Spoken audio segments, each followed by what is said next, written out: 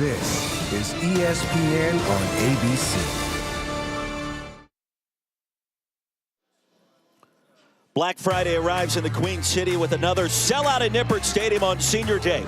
At stake is a berth in the American Conference Championship game. 19th-ranked Tulane hasn't won a conference title since 1998, but can inch a step closer to that goal with a victory today as Michael Pratt leads the explosive Green Wave offense on the road with their eyes on the prize. Meanwhile, 24th-ranked Bearcats are the reigning champs. They've won 32 in a row here in Cincinnati under Luke Fickell, whose team is never satisfied and hungry for another title.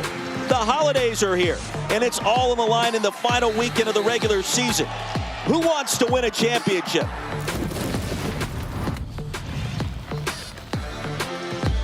And welcome to ESPN College Football, presented by Arby's and the Dr. Pepper Championship Drive Game of the Week.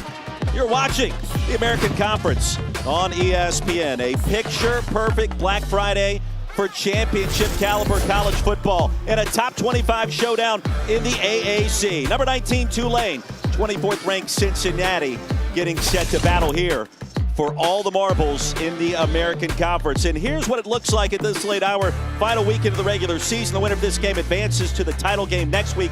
Also hosts. The loser needs some help with UCF and USF tomorrow, the war on I-4. Well, happy Thanksgiving, happy Black Friday. So good to have you with us today. Alongside of the Heisman Trophy winning quarterback Andre Ware, I am Roy Philpott. Paul Carcaterra joins us on the sideline in just 1 minute. All comes down to this. This is what we call games for. This is what these players get excited about. Yeah, it's kind of a de facto championship game because the winner gets to host. The loser, who knows what happens, they've got to wait, sit and wait and see what UCF does. But you get the double dip where you get UCF if they win next week, a team that you're for revenge factors for both Tulane and Cincinnati, who UCF beat earlier in the year. So with all that, we stir it up and hope that it comes out tasting good. Well, Fridays have been absolutely wacky this season. We think that continues today. Evan Prater, though, is going to make his first start for the defending champs, the Cincinnati Bearcats. Yeah, a lot of people in these parts have been clamoring for Evan Prater because he reminds them of Desmond Ridder. The way he runs the football, can make plays with his legs from the quarterback position. But don't get it twisted. A 72% passer on the year. Last week he was outstanding, coming in and subbing 70% in that category and taking care of the football. All right, so the first start for Prater. Michael Pratt, the starting quarterback for Tulane. Hey, he's a junior. Yeah. He's been there. He's done that. All the experience. And guess what? A week ago, Andre ran for 3 scores, passed for 3 touchdowns as well. Yeah, he has been a starter since his freshman year, and he's just gotten better every season. But he's been in 3 different offenses in 3 consecutive years. But this seems to be his best football. 20 touchdown passes, only 4 interceptions. Playing the best at the right time for Tulane. That is a 5-to-1 TD to INT ratio. Very impressive. Opening kick coming up next after this message and a word from our ABC stations.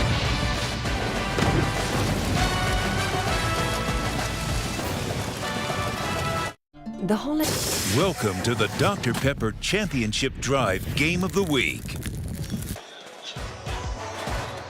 Back inside Nippert Stadium, beautiful day for college football in the Queen City. Tulane and Cincinnati, the winner advances to the AAC Championship.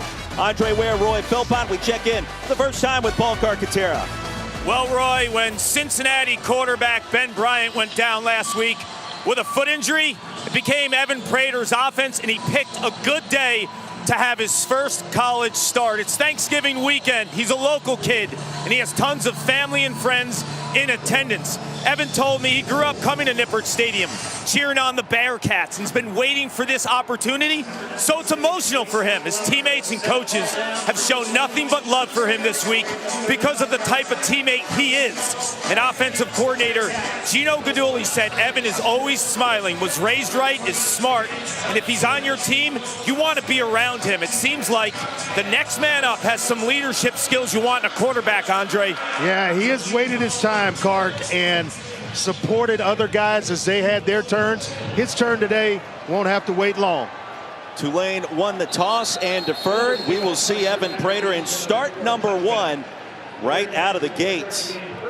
Bearcats have won the last 2 American Conference championships, trying to make it 3 in a row after the playoff appearance last season. And you want to talk about a home field advantage. number 2 in the nation, trailing only top 10 Clemson. They've won 32 in a row here. It's amazing. I mean, you talk about dominance in a conference. You have to throw Cincinnati's name right in there, and the job that Luke Fickell has done. Not many had Cincinnati at this stage in the season after what they lost a year ago to the draft. On senior day, the senior running back Charles McClellan gets the first touch through the A-gap and brought down after a gain of 1 by Patrick Jenkins. Big Patrick Jenkins started his career as a defensive end, super quick inside, now playing defensive tackle, and has gotten himself into great shape according to his coaching staff. Dre, you talked about Prater playing last week. Starting is a bit of a different story, right? Yeah, it's a totally different story. How do you get ingrained? You've been watching the game from the sideline the entire time. Now you're going out to take the field as a starter. Prater, an outstanding runner. Turf Monster got him. Now, you know what got him? 1 yard short of a first down. You know what got him? The nerves and the anticipation and the adrenaline. I want to make this cut super quick, and that's what just caused him to come up just a little bit shy of the first down marker.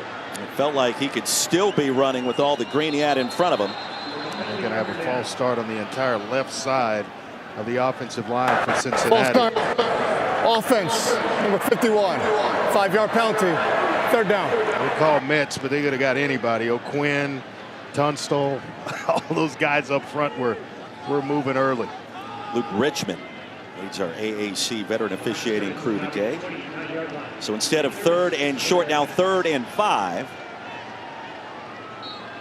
after the infraction. And that's a huge difference when calling plays.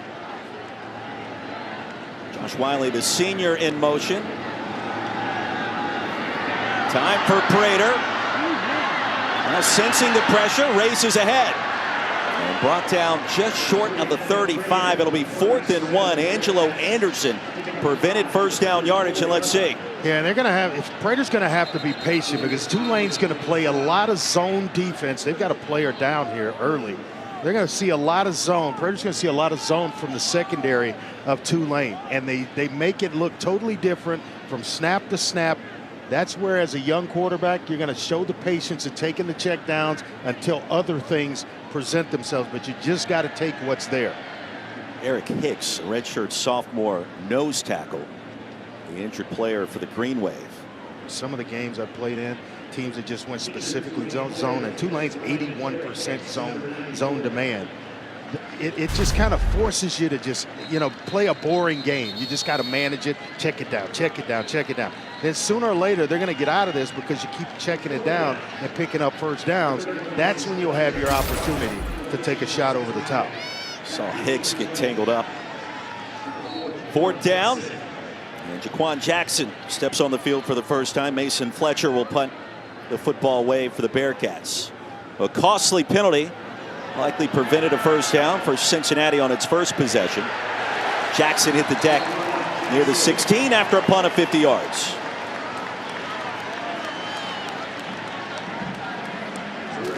Quarterbacks, I've learned over the years, don't want to be check down Charlie. They want to take shots, right? That's a learned skill. You don't mind because you have to do what keeps your team in the best position to win. I know that sounds cliche, but it is. It's that way. But you're right. You do want every once in a while to unleash one down the field, or a guy running down the seams. And not to say that you can't get certain shots when they're looking certain zone looks, but when 2 high safeties are there, you are forced to work the middle and the outside thirds. You saw the streak in terms of Tulane against ranked foes. It's been a while since the Green Wave have been able to secure a win against a team in the top 25. Tajay Spears. We're going to mention his name a lot today. He'll pick up 6 yards on first down. And for all the zone coverage we talked about with Tulane, Cincinnati the other way. They love and thrive in man-to-man. They will pressure. They will bring corner blitzes off the edge from the short side of the field. I mean, it's all a mixed bag when it comes to Mike Tressel and his defense.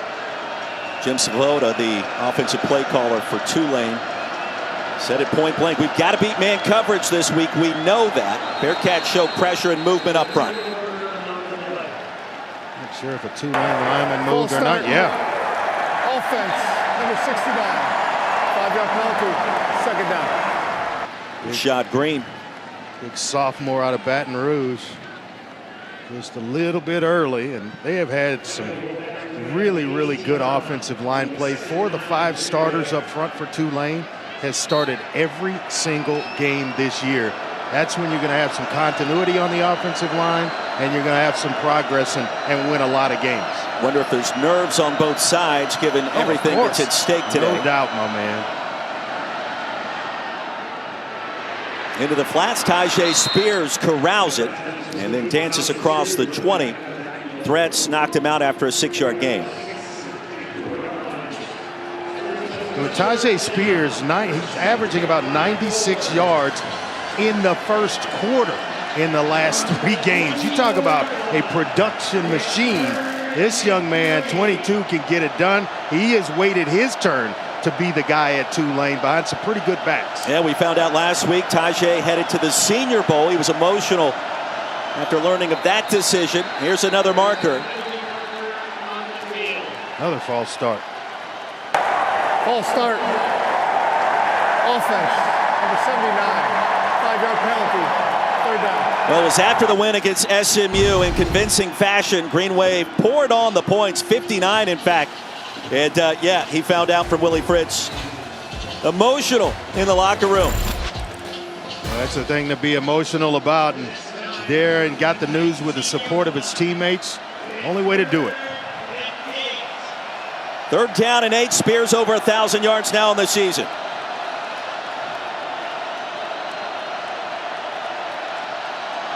Crowd's in it early. Spears across the left side and stopped well short. Short of the 25, a 4-yard gain. Threats with the tackle. You're going to call Threats his name a lot. You're going to call Ivan Pace's name a lot, and Jawan Briggs. The guy's right up the middle. But, I mean, stopping that guy, Tajay Spears, shy of the 1st down marker, that is one heck of a job by this Cincinnati defense. Both teams holding up in the initial drives. Casey Glover, Tulane punter. Heavy pressure. He hit the deck, and a late penalty flag comes in. Montgomery watches that punt bounce. Hey, even if it's a running into the kicker, it might give Tulane a 1st down or enough for a 1st down. Yeah, it was 4th and 4. That's Personal correct. foul. Roughing the kicker. Defense. Number 27. 15-yard penalty. An automatic 1st down. Morion Smith is the guilty party. Take a look here. Oh, it's that plant leg. If it's the leg out in front that actually makes contact with the ball, it's going to be running in. But when you get the plant leg of a punter, every time it's going to be roughing and a 15-yard penalty. And obviously that brings along with an automatic 1st down for Tulane. Well, the costly penalty on 3rd down and short for the Bearcats offense, and now roughing the punter on special teams. Advantage Tulane. They'll get it back. The ball spotted up at the 38. And that was after a 61-yard punt. The sun now poking out here in the Queen City. This Black Friday. Bearcats dressed in their red uniforms today. Tajay Spears probing the left side. And a patient run across the 45, a gain of 8. He just has such a dynamic running style, where he can see things as they're happening, not when they've already happened. 2nd in the country in 1st quarter rushing yards with 439. And mentioned he played behind some pretty good backs, behind Darius Bradwell and Corey Dolphine, 2 guys that kind of taught him the way. 2nd down and 2, inside give. And Spears will pick up the 1st down.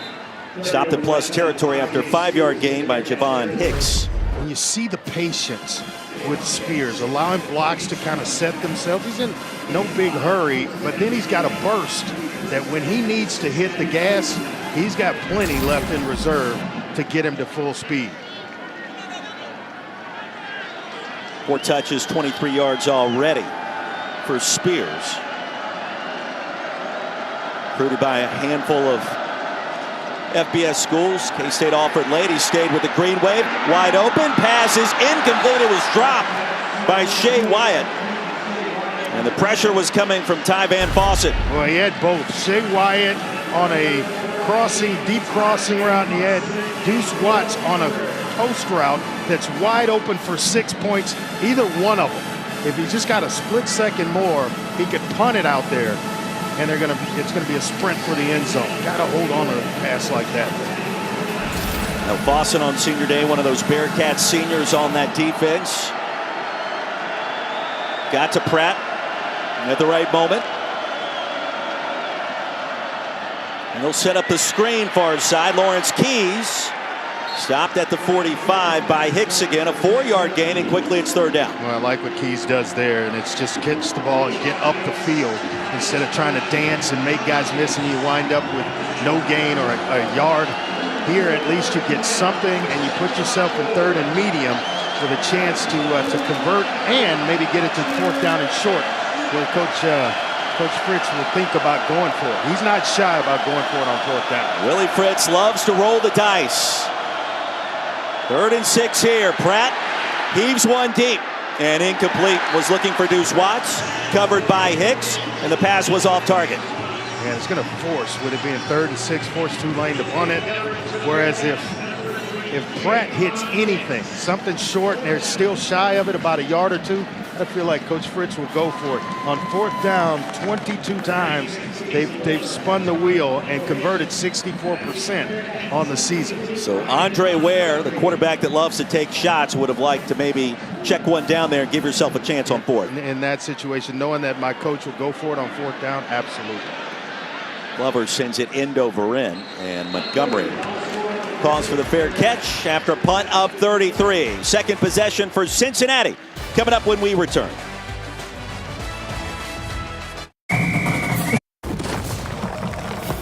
The AT&T Countdown to the College Football Playoff National Championship. Monday, January 9th on ESPN. Well, the Tulane Green Wave trying to win a conference championship. Yeah, it's been a while. Their last title in 1998 as a member of Conference USA. Of course, Bill Clinton, the head coach. Before then, the Green Wave won the SEC in 1949. Harry Truman was the president of the United States of America. The price of gas was a lot less expensive. Jaden Thompson in the flats and a short game. You know, Evan Prater is quite the athlete. He told me he thought he'd be a basketball player in college, but he attributes a lot of his running style to playing hoops growing up. The quick cutting ability, the vision, and his overall footwork. I know, Andre, you love basketball players that play that position. No doubt about it. It's some of the best athletes in the world are basketball players. 5-yard gain. Prater was pressured, and as he threw it, that pass sailed out of bounds. Machado got there in a hurry right as he released the football. Yeah, that's what they love to use him on. Machado, he loves and times blitzes well. Sees the protection open up and slips himself right through into the lap of Prater. 3rd down and 5. Bearcats in search of a first down, their first of the game. As Prater surveys his first career start. Prater delivers high, looking for Trey Tucker. Tucker was open. He tried to climb the ladder, couldn't get there, and it's 4th down. Oh, he waited on Tucker to come open. Actually looked left, came back right, and then saw Tucker working into the second window in the zone, figuring things out. But then you just got to throw an accurate ball. Just kind of holding on to that baby, and nerves a little bit.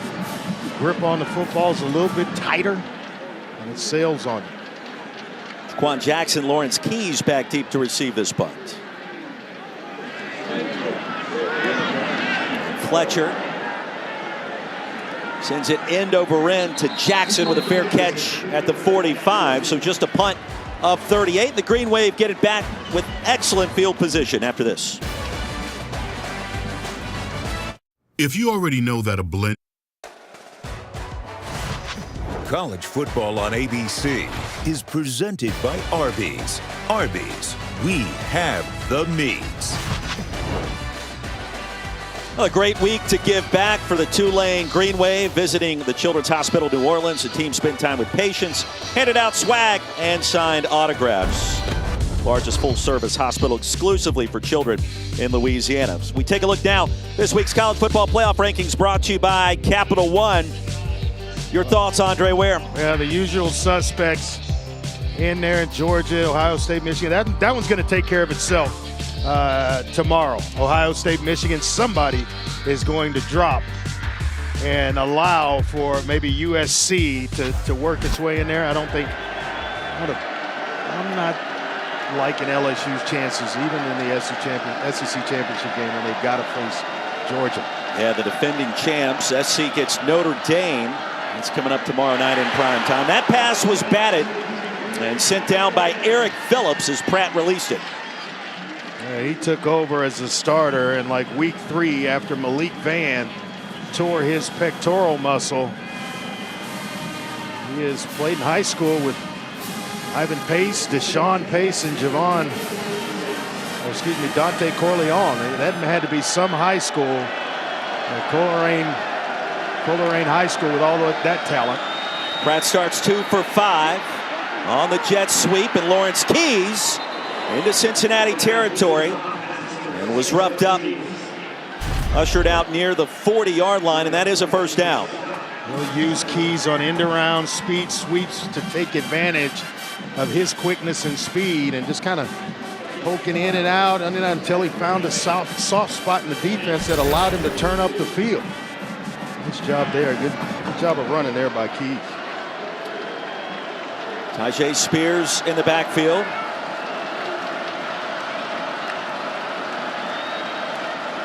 After picking up the first down, Spears navigates ahead to the 35.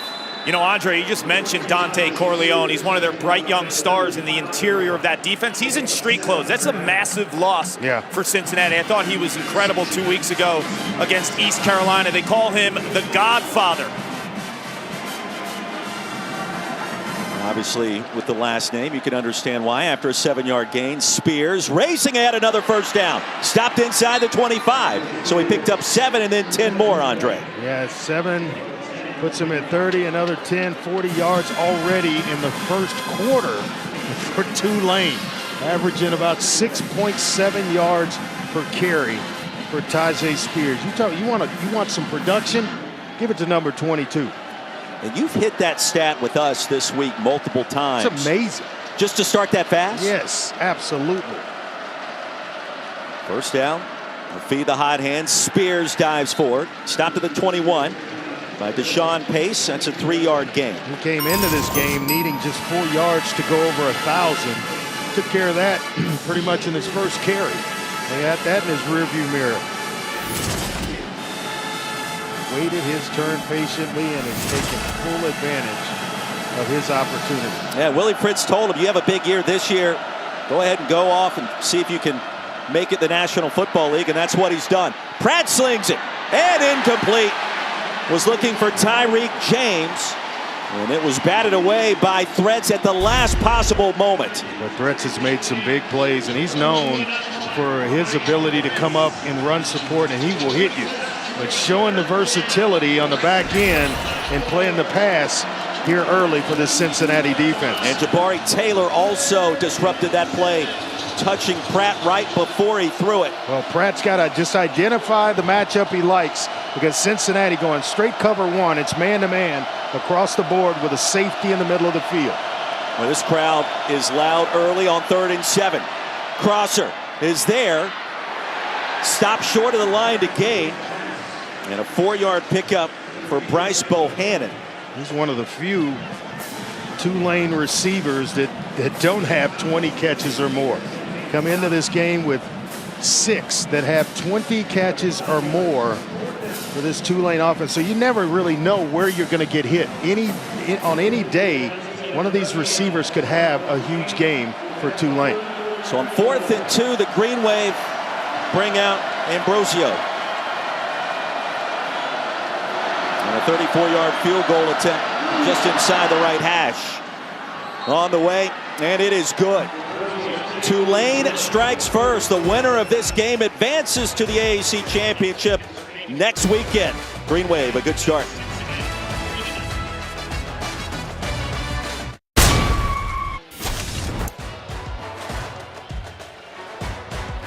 Back at Nippert Stadium, AAC standings, these two teams tied at the top. Final weekend of the regular season. The winner will host the American Conference Championship next week. The loser needs a little bit of luck and some good fortune from their good friends in Tampa against UCF in the War on I-4 tomorrow night over on ESPN2. Andre Ware, Roy Philpott, Paul Carcaterra back in Cincinnati, Ohio. All comes down to this. Final weekend of the regular season. Be back in 8 seconds. Now a look from Ram Trucks. Ram Trucks, built to serve.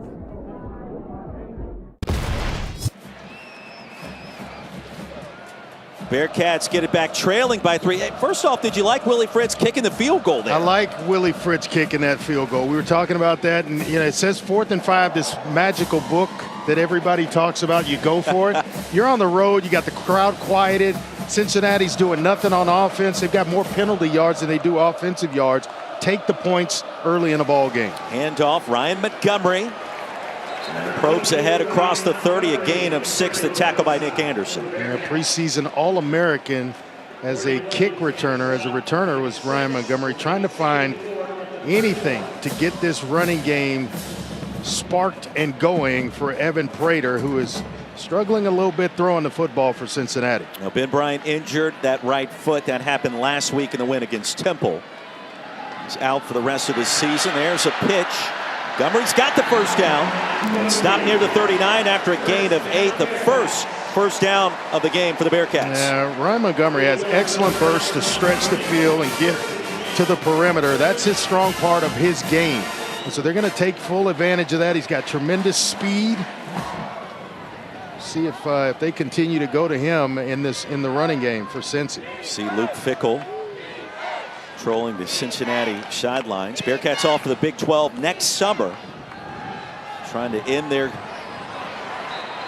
AAC run with a bang by winning 3 consecutive championships. Jaden Thompson with the catch, and Young shoved him out after a 4-yard gain. Lummy Young, one of those talented safeties on the back end. They play 3 in their defensive look. Larry Brooks and Macon Clark and Lummy Young, all 3 are part of the strength of this defense for Tulane.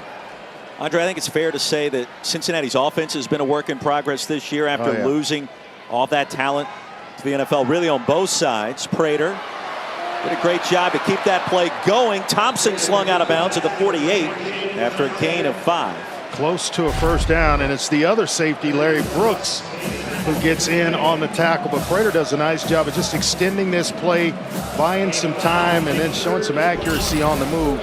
We need to convert here, but I got to imagine this might be 4-down territory. Hand off straight ahead. Montgomery was turned around. Only needed a yard. He'll pick up 2. There is Hodges. Big shot by Hodges initially. Conference and tackles for a loss a year ago, so he can get up the field and just kind of creates havoc in the backfield for this Tulane defense. Now the first drive coming together of the afternoon for Cincinnati. Ranked in the top 25 once again. Play action for Prater on first down. And a big windup results in a pitch and a catch. Monroe is able to bring down Martner. Getting a little bit of production now in the passing game. That's going to open things up overall for Cincinnati's offense. And doesn't have to be perfect. You got a big guy out there. And Martner, just throw it up or around his body. Let him work for you. 3 first downs on this possession. Prater will keep it, a spin move, and brought down near the line. And the tackle by Jarius Monroe. Well, Darius Hodges just lived by the rule, tackle anything that's not in your color. And he goes right to McClellan and just waylays him, and then allows someone else to take the quarterback in Jarius Monroe. 2nd down and 10. Fast moving first quarter. 8th play of this drive for the Bearcats.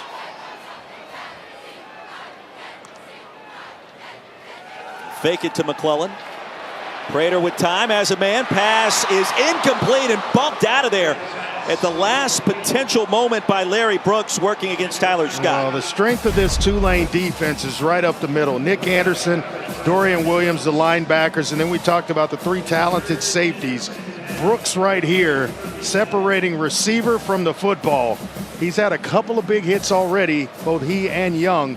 It's going to continue throughout this game. Do you want to see Prater release the ball a little quicker there? Absolutely. You can tell that it's his first start because he's seeing things come open rather than anticipating routes to come open. Bearcats out of field goal range on 3rd and long. You'd like to get something here. Prater buys some time, has a man, and how about a first down? Nice. Avoids the blitz. They bring a guy off the edge in Clark out of the secondary. He doesn't get home. They protect just long enough for Prater to survey things, get an accurate ball out, and Cincinnati on the move here. Will Pauling, the reception, a gain of 20. Longest play of the afternoon for the Bearcats. Here's Montgomery to the edge. And shoved out near the 10. Nice job by Gino Gaduli of calling plays and mixing the run with a pass. Kind of keeping Tulane off balance a little bit. Their theory, according to Chris Hampton, is to just make an offense work down the field. You've got a guy making his first start.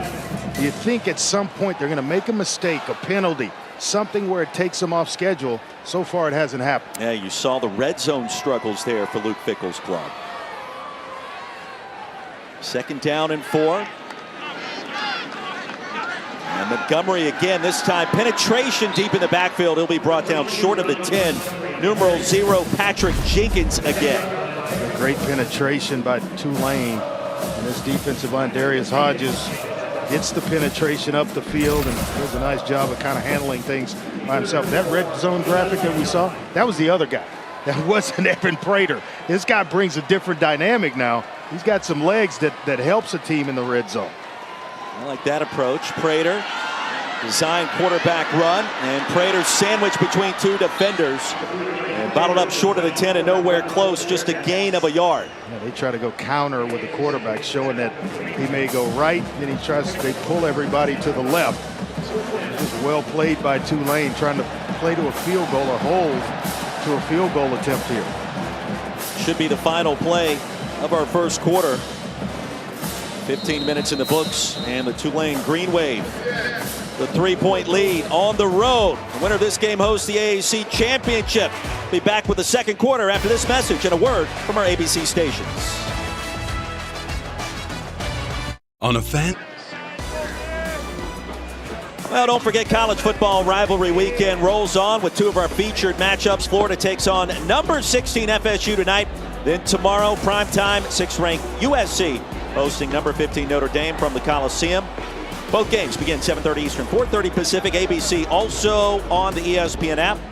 Irish have won the last 4, for those wondering, against the Trojans. Ryan Coe steps on the field for a field goal. I don't know who's going to win the battle for Florida. Both teams have been fickle all year long. Well, Florida State, I think, is playing some of its best football under Mike Norvell late this season. We've seen them earlier this year as Coe sends home a 28-yarder to tie us up. And this season, All-State will celebrate every field goal and extra point made by participating universities by making a donation. University's General Scholarship Fund. Thank you once again, All-State. Well, we saw Tulane kick the field goal on 4th and short. Bearcats do it as well after responding with a 13-play, 5+ minute drive here at Nippert. And there's so much on the line. Both teams are exactly 64% on 4th downs. And so you think maybe Luke Fickell will go for it there. Well, it's 4th and 3. So you're thinking maybe, but being down, you've got essentially a rookie quarterback and Evan Prater playing. You got an opportunity to tie up the game here early. Go ahead and kick the field goal. Forget what the analytics book says in that situation. That's why I like both these coaches on both sides. Well, they've been winners really at all stops along the way to get to these respective schools and position them in this manner. Analytics would have told you in both circumstances 4th and 5 or less to go for it. Go for it. And that kick just tapped out of bounds. A mistake there by the Bearcats special teams. Free kick out of bounds. Kicking team number 40. The ball will be placed at the 35-yard line. First down, Tulane. Pretty good field position for Tulane to start their drive. And I go right to Tajay Spears here and let him get his motor revved up.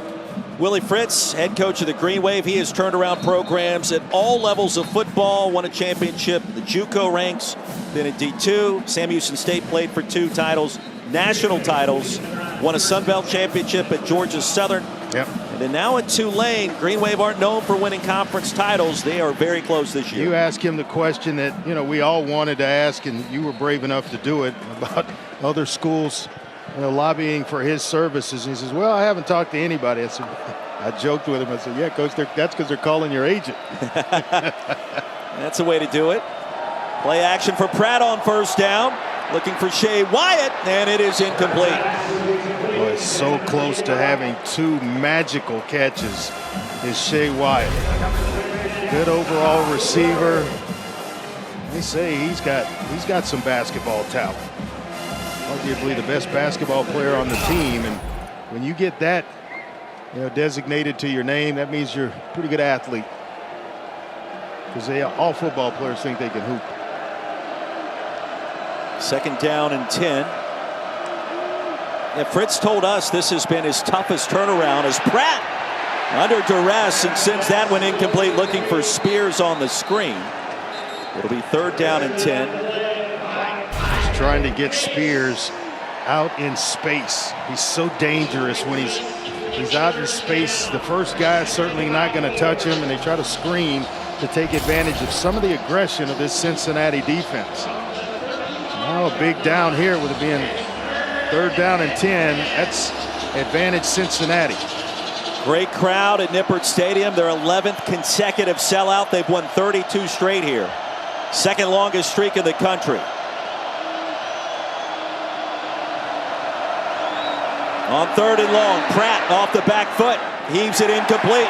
Was looking for Deuce Watts, and that was nowhere close. Yeah, Watts broke the route off a little shorter than Pratt may have wanted him to. He threw up the field. Watts cut it a little bit short, and so it looked as though the timing was completely off. Cincinnati forcing a punt here, and finally getting some rhythm to this game are the guys in the red unis. Ryan Montgomery back deep to receive. Slow start for Pratt. Thrown 3 straight incompletions now, 4 for 11. Bearcats defense has something to do with it. Glover sends it to Montgomery. Fair catch made at the 22 after a punt of 43. Bearcats get it back in a tie game in Cincinnati after this.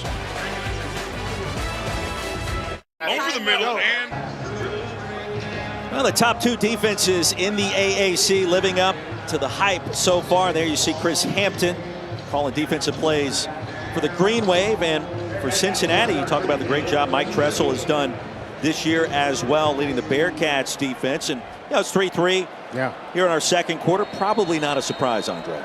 No, when you have 2 defenses that are as solid as these 2, that's why they're at this stage in the season when both could get to the championship game. What a run. Montgomery picks up a first down and a gain of 13.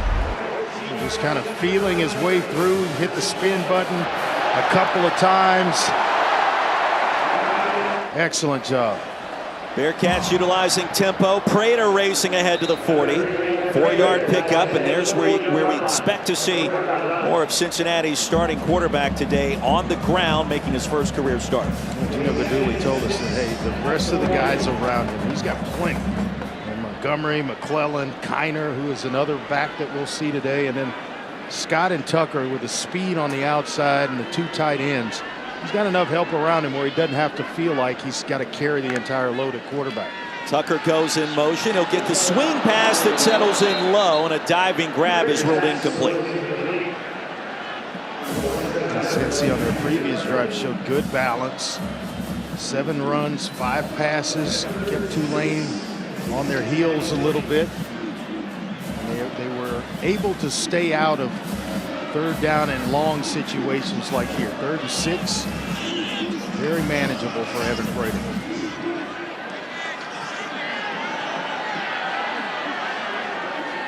Green Wave are late to get a defender off the field. They do.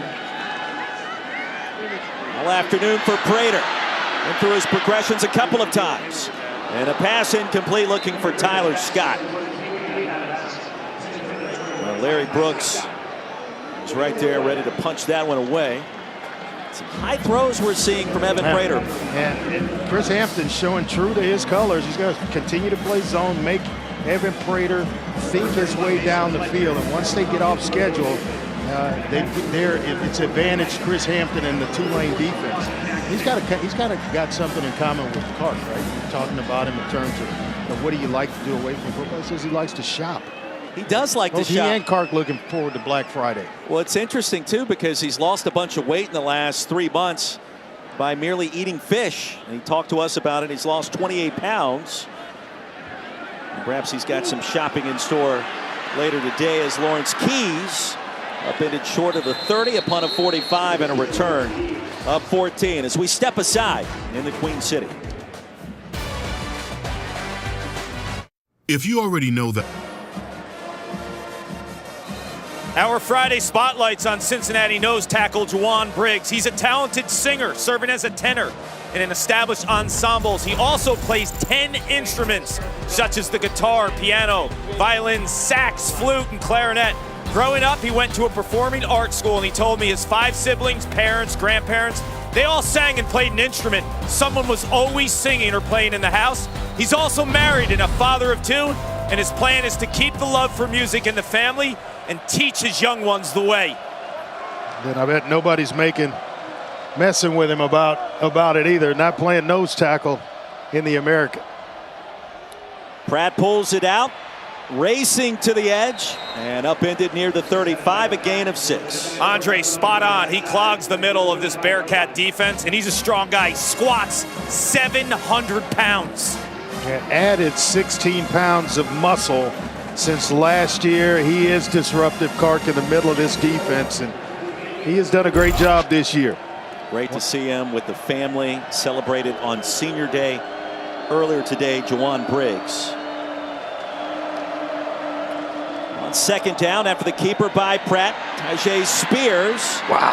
How about the burst at the end, and he'll have enough for the 1st down, a gain of 4. How about keeping defenders at bay until he could lunge for the 1st down? I mean, just so tough, so hard to tackle. It's number 22, Tajay Spears.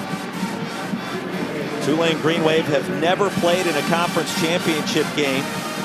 Told you their last conference title coming in 1998. The great Sean King. Undefeated that year. Head coach of that team was Tommy Bowden before he raced to Clemson. Tajay Spears. It'll be stacked up near the 40, a short gain of 2.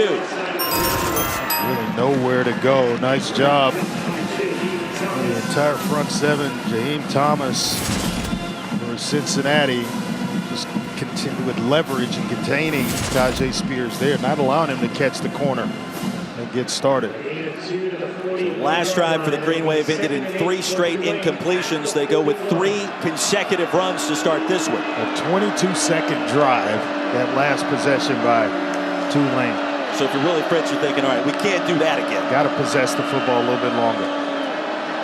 Pratt with time on 2nd down. And winds up a pass complete to Shea Wyatt. It stopped at the 46, a 5-yard gain. The tackle by Bush, and it's 3rd down. And then you start thinking, okay, thinking ahead. Do they go for it on 4th down? When they're close to midfield, I'm going to say this is in the analytics book to where you get this to this part on the field, 5 yards or less, it's 2-down territory. You're going to use 3rd and 4th down. 4th and 3. Book tells you to go for it. We'll see if Willie Fritz, if we get to 4th down, is reading that chapter. Green Wave 0 for 4. On 3rd down so far. Keys will take it around the right side, and Keys will have a 1st down. Well, patient into that run results in a 4-yard pickup. How about the block by Tajay Spears for Lawrence Keys?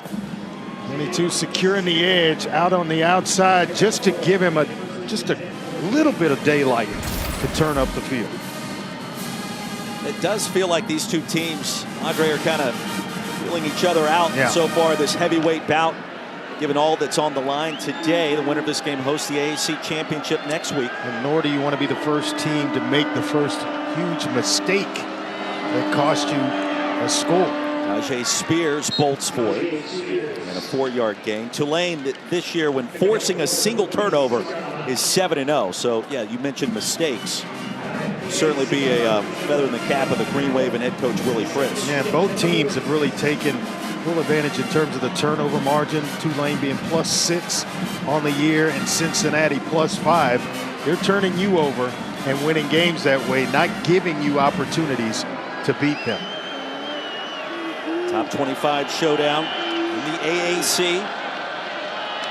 Will Wallace will shift ahead and serve as a lead blocker. The lateral went back to Spears.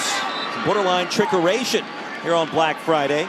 Daquan Jackson caught the pass initially. That is similar to a play I run in flag football where I'll run a curl and then have the slot receiver kind of delay a little bit and then go outside. So you catch the curl and then flip it outside. Works every time in flag football. 3rd down and inches. Pratt under center. And he'll get a push and retrieve the 1st down yardage. Got it. Yep, he got it. Spears was able to shove him right across the line. Every possession with all that you described in terms of the importance of this game, hosting the American championship game, everybody being so diligent in what they're doing, their approaches offensively, and not giving up a big play on defense. That's the goal of both teams today. If UCF defeats South Florida tomorrow night, the winner of this game would get the Knights on their home turf. Play action for Pratt. Now to the flats to Keys. What a tackle. Keys was walloped. Sammy Anderson, hello, and that's just a gain of 1. Well, he is a talented young player, just a sophomore, a redshirt sophomore, but was a 4-star recruit out of high school, and he is out there all by himself. Doesn't wait for Keys to make his final move. He initiates defensively.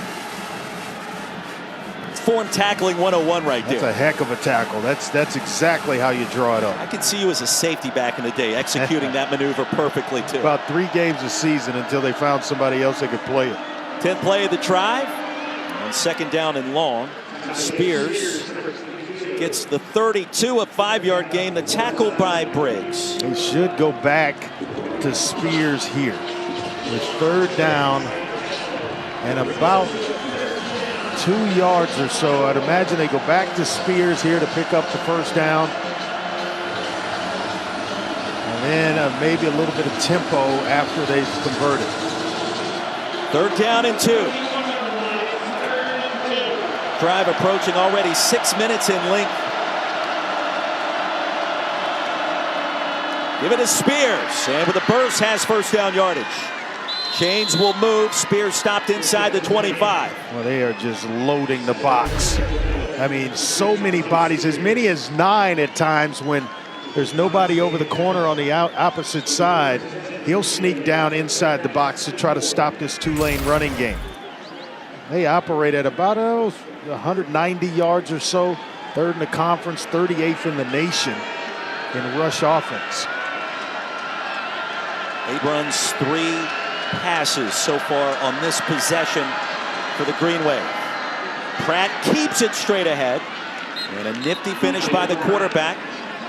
Stopped at the 20-yard line, and Pratt gets crafty where that football is going, doesn't he? He does, and what's happening here is Tulane continuing to run the football, run it, just basically packing Cincinnati in closer and closer to the box where play action with this man-to-man and a shot over the top's coming. It may not be until the next possession, but they have got him. There's so many, 9 in the box right now for Cincinnati to stop the run.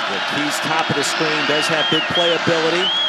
Spears will get it, trying to get to the edge, cuts it back inside. Shoved down inside the 15, close to another first down for Tulane. How many guys have you seen this year that would take on Ivan Pace?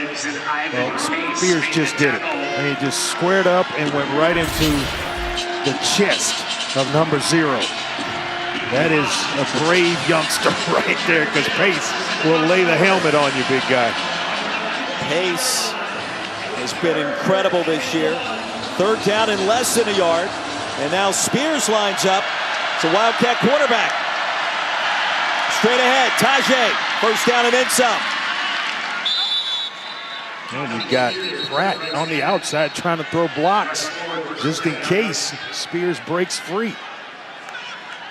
Well, this drive continues. Chew up yardage and time off the clock here in our first half.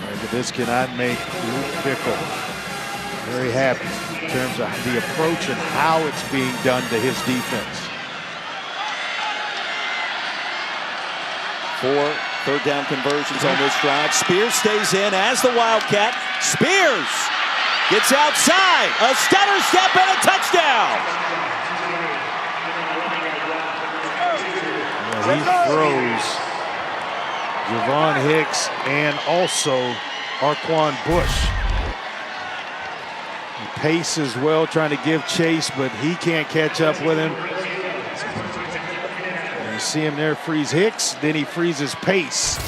The other defender, Pace, was, I thought it was Bush, but it was actually Pace. Their leading tackler by a mile. Couldn't bring down Spears.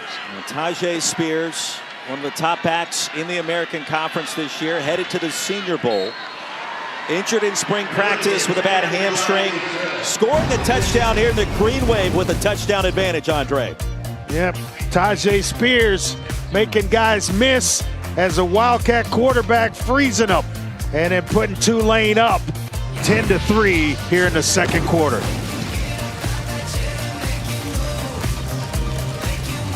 Here. Halftime report just minutes away. Jesse Palmer, Booger McFarland, Kevin Nagandi here with you. Cincinnati up 10-3. What do you say? Well, Tulane is sorry. Yeah, Evan Prater for Cincinnati in his first career start at quarterback, facing a very good defense, but he's been missing throws. He's got to settle himself down. And not only him, both quarterbacks off right now. Whichever offense can become more consistent gives their team a better chance to win. We're also going to take a closer look at all the great rivalry games, including a pair coming up later on ABC. Something that Jesse knows a thing or two about, Florida State. Roy, Andre, back to you.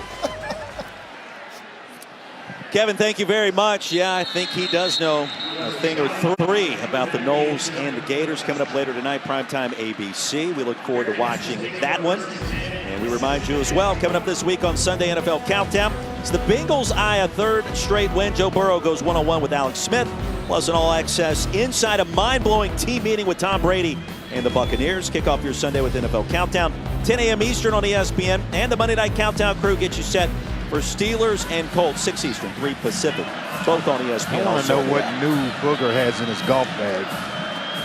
New putter, something. He's got something new all the time. I mean, it would be a nice day to play golf here in Cincinnati. Perfect today. Beautiful weather, surprisingly. Prater steps up under duress, keeps it, will make something out of nothing and stop at the 33. Gentlemen, let's get some props to this Tulane defense. The #1 scoring defense in the American, and their leader is Dorian Williams. He calls the D, and he's an impressive young man. He wants to be in the FBI. He's majoring in Homeland Security. He said there's a lot wrong with this world that he wants to fix. He's a fixer on this defense, no doubt. Yeah, team captain also invited to the Senior Bowl. After a gain of 7, Prater on play action, incomplete, looking for Scott. Got some pressure from Hodges, but you got to hit that throw. I mean, it's out to Tyler Scott, who you never know what he's going to do with the ball if he's able to catch it. But it's got to be in the vicinity of the receiver. And there, he just missed badly. He's in a different zip code. You got Prater when this drive started. 5 of 10, so both quarterbacks 50%. 47 yards for Prater, 39 for Pratt. Green Wave hoping to get it back after that monstrous 8-minute, 25-second drive. Prater! In plus territory, stopped at the 49 by Lummy Young.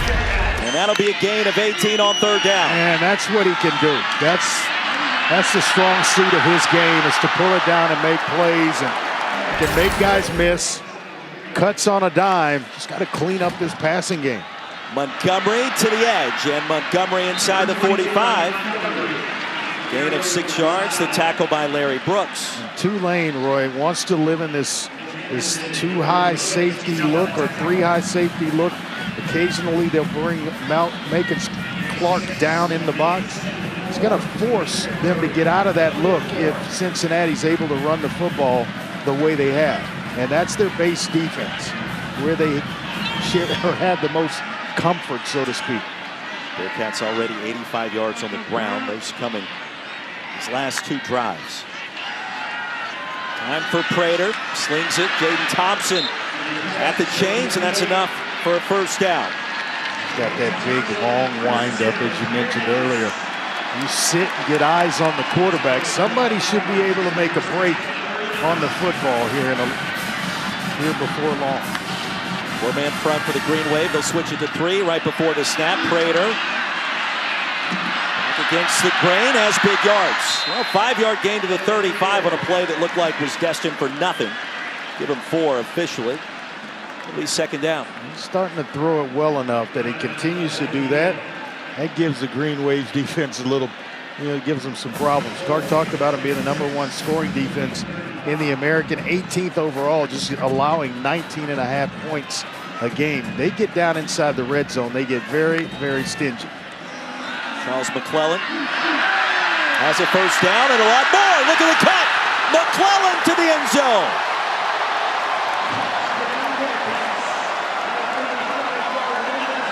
They are glad to see that from McClellan, who had injuries in both 2019 and 2020. Finally healthy his senior year, but showing some pretty good balance and speed here to break a couple of tackles. And then all of a sudden he found out, hey, I'm still upright.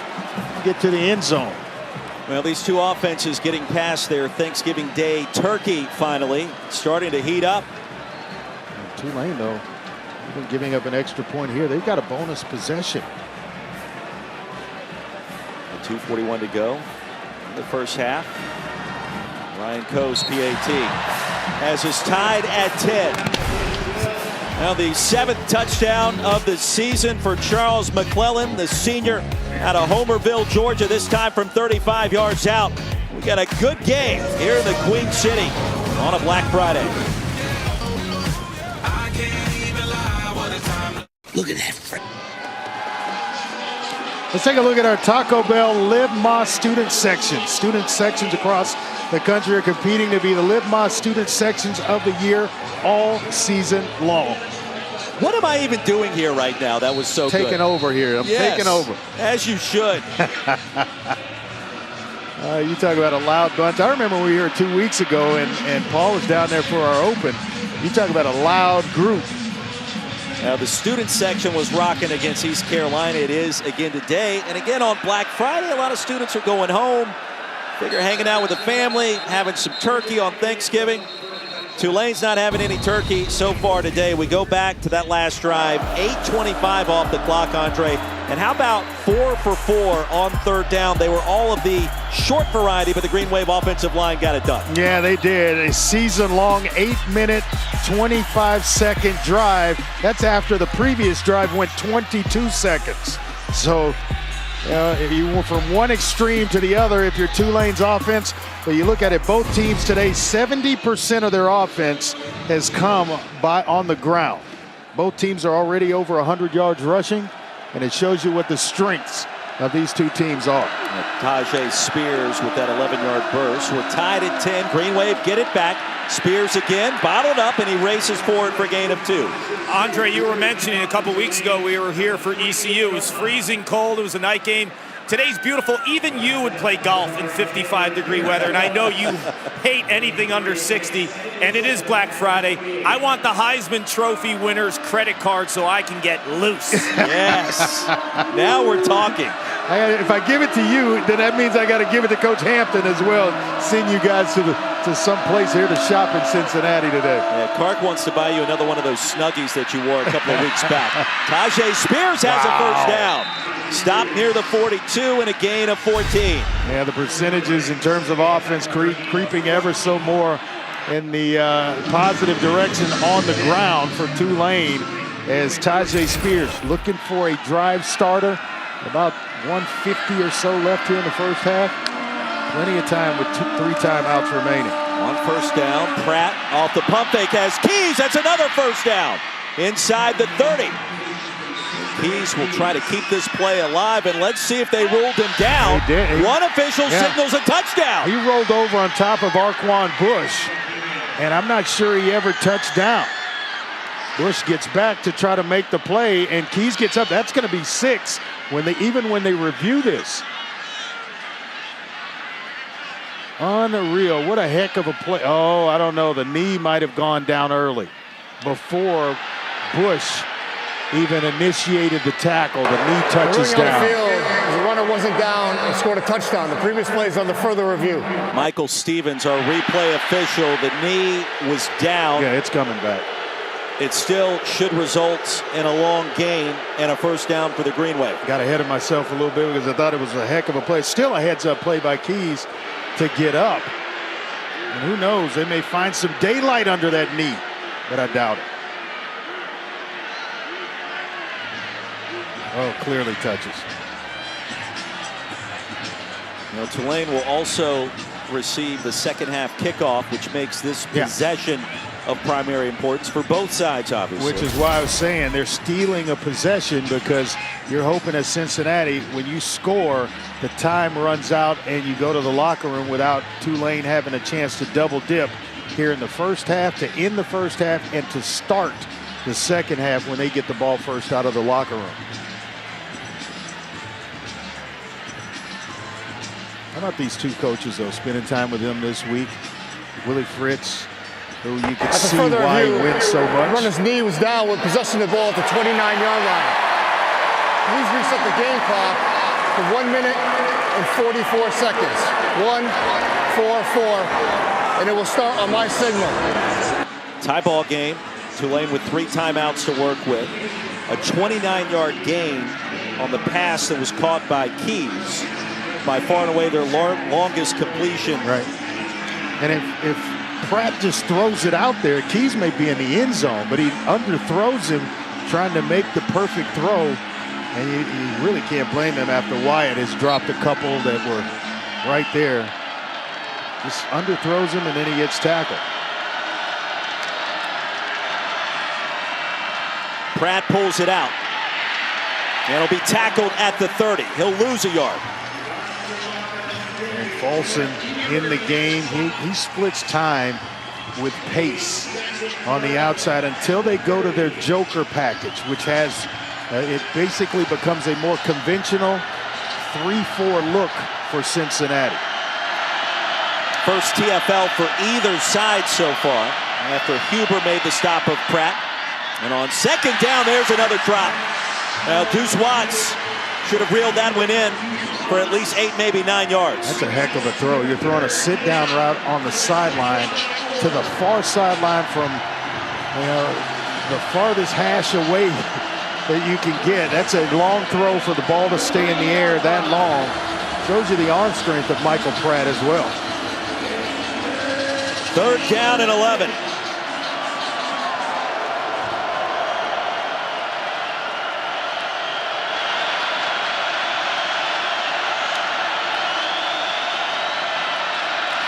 Handoff Spears, and a conservative call results in a short gain, and a timeout called as Ivan Pace at number 22 in the hole. Look at the helmet coming off.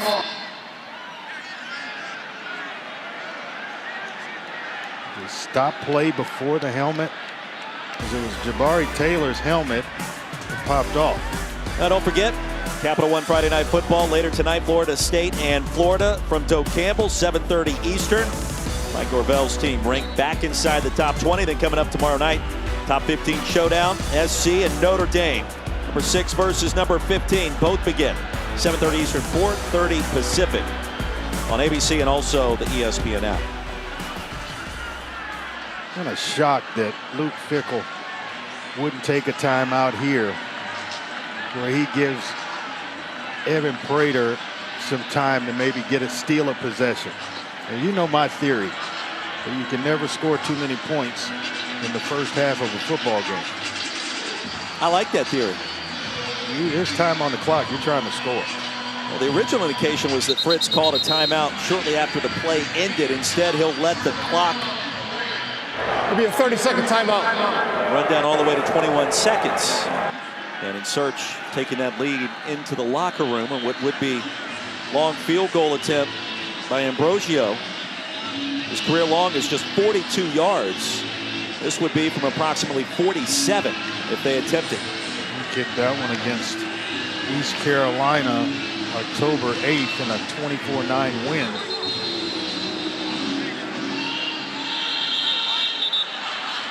And Ambrosio trots out there. What's amazing is this is exactly where Coach Fritz told us his distance, where he believed in it. 47 and in. It is right at 47 yards. Well, these are the kinds of plays you have to make to win a championship. This would be a new career long. Charge timeout, Cincinnati. So the first of the half. Bearcats Be a 30-second timeout. Utilize a timeout. Valentino Ambrosio, the transfer in from Rutgers.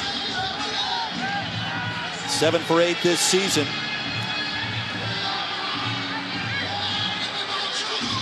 We mentioned the winner of this game will host the AAC Championship a week from today. Tulane has never been a part of that title matchup. There have been some great games over the years, going back early part of the last decade. Bearcats have won it twice, including the last two. Memphis, UCF, and some of the familiar names you would expect to see. Both Memphis and Cincinnati dominate. Houston and UCF coming in next with 2, and Temple in there with 2. During the Matt Rule era. Ambrosio back on the field. Kick is on the way. And it is good.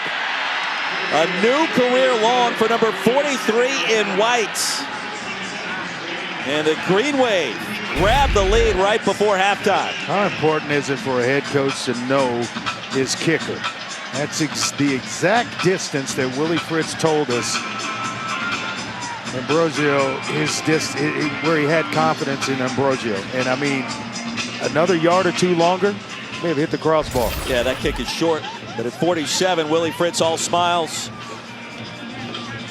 And with good reason. His 9-win Tulane team in search of victory number 10 on the final game of the regular season. And Green Wave 32-5 when leading at the half under Coach Fritz. Well, we talked with Willie about the turnaround in New Orleans and about all of his other stops along the way. And he said by far and away, this has been the toughest job. Yeah. It took them some time to figure out how to recruit the state of Louisiana, how to embrace the city of New Orleans. And then he talked about the academic standards at Tulane, one of the great institutions in America. And it made me wonder, you think about some of the coaching vacancies out there, there are some spots like a Georgia Tech where there are similar high academic standards where he could be a fit considering what he's done even before Tulane. There are a lot of places, excuse me, that he would be a fit, because you got to give him the time necessary in order to win and get it right, because he's proven that he's done that every single place that he's coached. And he just understands football, he understands people and how to bring them together. There's no doubt he could go anywhere and win. They'd like to keep him at Tulane. Yes, they would. Squib kick. And fielded inside the 30 by Montgomery. And a reminder, here's our Week 12 Monday Night Football AFC matchup. TJ Watt and the Steelers take on Jeff Saturday's Colts. That's from Lucas Oil Stadium, 8 Eastern, 5 Pacific. On ESPN, ESPN Deportes, and the app. Monday Night Countdown starts our coverage at 6 Eastern. There you see Alec Pierce, the former Bearcat, now playing in Indy. One of 9 draft picks from this program a year ago. Crazy year last year. 9 draft picks from Cincinnati's 2021 team, a team that went to the college football playoff. Green Wave will get the second half kickoff. And on first down, Luke Fickell content to just run the clock out. The tackle by Macon Clark. I don't know that even Luke Fickell said, hey, I'd be pulling your leg a little bit if I told you I expected to be in this position again after what we lost last year. So, amazing job. 13-10 our score. Coming up after the break, it's the Capital One halftime report. Kevin Nagandi, Booger McFarland, and Jesse Palmer. After this message and a word from our ABC stations. It was the night before Christmas. Dr. Pepper Championship Drive Game of the Week. And welcome back to ESPN College Football, presented by Arby's and the Dr. Pepper Championship Drive Game of the Week. You're watching the American Conference on ESPN. Now the sun shining brightly here in Cincinnati. Nippert Stadium was rocking. And the start of our second half, Tulane leading the Bearcats 13-10. Winner of this game will host the AAC Championship game next week, one step closer to a New Year's Six bowl game appearance, the Cotton Bowl. The loser needs help tomorrow from UCF and South Florida in the war on I-4. Great to have you with us. Andre Ware, Roy Philpott, Paul Carcaterra joins us on the sidelines in just 1 minute. Happy Thanksgiving, happy Black Friday. Entertaining first two quarters in the books here. It really was, and no team, either team made a mistake, a huge mistake that cost them in terms of the scoreboard. Didn't turn the ball over, very few penalties, but both got on the scoreboard in the first half. Highlights, Tajay Spears did not come off the field for a single snap. First touchdown of the game in the second quarter before Cincinnati got things cooking on the ground as well with Charles McClellan. Yeah, McClellan showed great balance, good vision here, and then a burst of speed to get himself in the end zone. That ultimately tied the game up before Tulane kicked a late field goal to go up 13-10 with a chance to basically steal two possessions, one at the end of the first half and this one to start the second half. Top two defenses in the AAC this year on display front and center in this top 25 showdown, and they have lived up to the billing up to this point in time as you take a look at the first half stats. Just about even across the board, but time of possession, the ability to steal that last possession before halftime, that's Tulane leading in that category and then ultimately leading the game 13-10. Green Wave will get the football to start our third quarter. It's turned out to be a warm day. Lawrence Keys lassoed from behind and stopped at the 16. Brian threats as we check in with Paul Carcaterra. Roy, I just caught up with Luke Fickell, Cincinnati head coach, and dealing with Tajay Spears has been a daunting task. 103 yards in the first half for the Tulane running back. He feels like they're not doing a good job dealing with the eye candy and all the different types of misdirections on the Tulane offense. Also need to win the leverage game in their interior defensive line, and offensively he wants more momentum in terms of pace and tempo and get things moving a little quicker for Evan Prater and crew. Well, you can be in the right place in terms of trying to stop Tajay Spears. He just makes you miss and makes you look foolish, where even if you get there, you're not going to bring him down. Mention his rusty start this season. Pratt pulls it out and has big yardage. Stepping out near the 30. That's a 14-yard gain on the first play from scrimmage in our second half. What a play fake by Michael Pratt, because I went with Tajay Spears fully expecting Tulane to come out and run him. I think everybody on Cincinnati's defense kind of felt the same way. Now, talking with Willie Fritz this week about his junior quarterback from the Sunshine State, he said he has amazing recall. Can go back to virtually any play at any moment in time through the course of his 3-year career. But his toughness unquestioned. Spears, another quality pickup, ushered out near the 38, a gain of 8 more.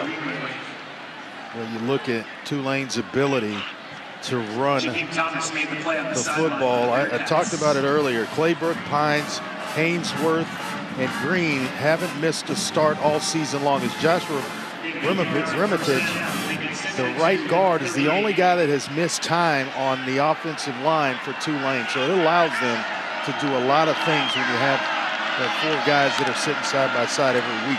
Pratt motions out. Spears takes the direct snap. That's a first down. Collides with Pratt. 5 yards down the field. It's an 8-yard gain, and they'll move the chains. Like, do something, big guy, or get out of the way. Go block somebody, shield someone, or just flat out move. Don't get in my way while I'm working. It's a heck of a run by Spears. Did you ever do that back in the day when you were playing? Oh, yeah, I had to pitch and then go lead block. Wing right 21 pitch? Absolutely. You better find a body to block. First down and 10 from the 46. Pratt wants to go deep. Heaves one, looking for Watson. It's incomplete. Run your routes full speed, young receivers. Don't ever run a play in a passing play where you're thinking you're not going to get the football. Watts comes out of this thing, he's coasting. He doesn't think he's going to get it. He's coasting, then he's got to speed up to try to go catch up to the ball. If he's running full speed, he runs right under that, and maybe it's 6 points. Now Pratt, now 8 of 17, under 50% so far.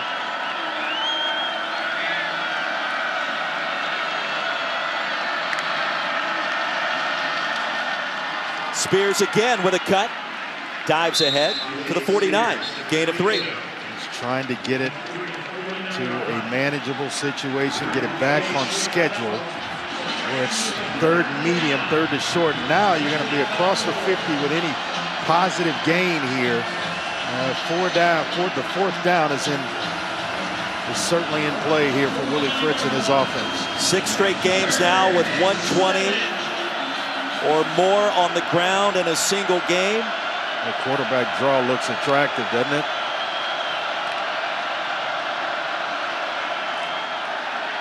Pratt, pocket collapses and down he goes. Inside the 45, that'll be a loss of 5. Eric Phillips, Jabari Taylor crashed the pocket down. Now going to force Tulane to punt the football away, but middle of the field just opened up. They were blitzing coming from the outsides. If he just steps up, he's going to step away from the pressure, and if he's running, he's through there and unscathed, and maybe he picks up the first down. First sack of the game for either team. Montgomery back in to return this punt. Casey Glover. Good punt. And the wobbler takes a green wave hop. Out near the 1. He could have hand placed the football in a better location. Casey Glover. Want to win a championship, the special teams have to play a role. It's a punt of 55. There are still too many bad burgers out there. So Arby's is running that Wagyu Steakhouse burger back. Arby's, we have the meats. Free breakfast, anyone? Express yourself. Express yourself. You don't ever need help from nobody else. All you got to do now. Impressive. Enjoy our free, fresh, hot breakfast any way you like. Only at Holiday Inn Express by IHG Hotels and Resorts. Out here, the College Football Playoff semifinals and the College Football Playoff National Championship on ESPN. Back at Nippert Stadium, veteran officiating crew indicating during that break that the football on the punt touched the knee of Lawrence Keys near the 14 before carrying out of bounds inside the 1. So a break for the Bearcats. When I caught up with Willie Fritz at the half, he told me the point of emphasis defensively for Tulane is to keep Evan Prater in the pocket. He only has 52 yards passing in the first half, and when he gets out of the pocket, he's a dynamic athlete, and he can make you miss. Yeah, Prater in the pocket seems to be in better order for the Green Wave defense. Yeah, just make him beat you from that spot, because that's not his strong suit. After a 4-yard gain by McClellan, 2nd down and 6.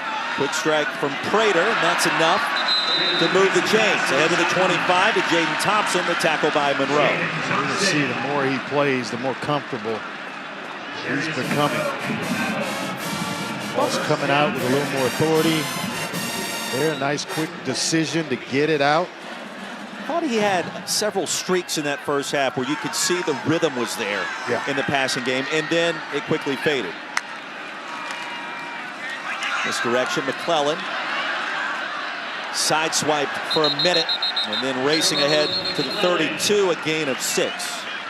If I'm Tulane, I'm just going to play a little bit closer to receivers so you don't get the 6-yard hitches or slant routes or little quick outs, and force Prater to read things out rather than give him the quick game.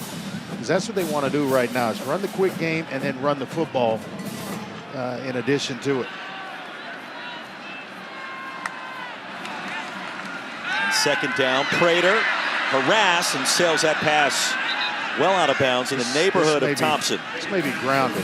He's in the pocket, and the ball didn't get back to the line of scrimmage. Good pressure by Hodges and Jenkins. Sure, it is a receiver, I guess, running over there, Thompson. 3rd down and 4. Evan Prater, 7 for 14 in his first career start. Ryan Montgomery back on the field. Flank him.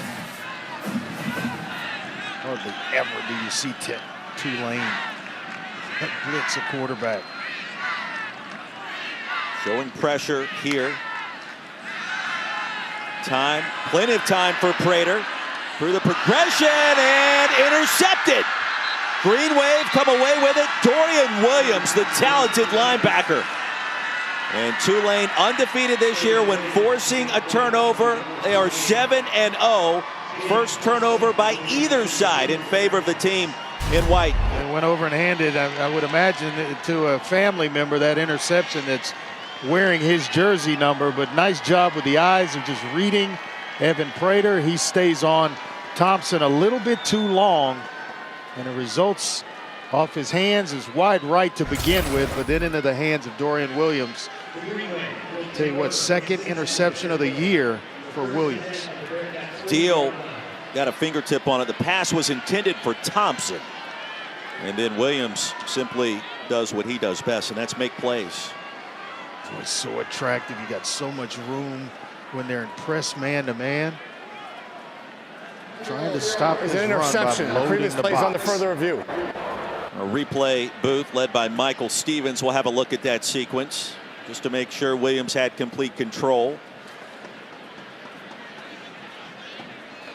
Prater throws his first INT of 2022. Got to be indisputable video evidence to overturn this call. But nothing on that first glance indicates that's what we'll see. Remember, the ruling on the field was an interception.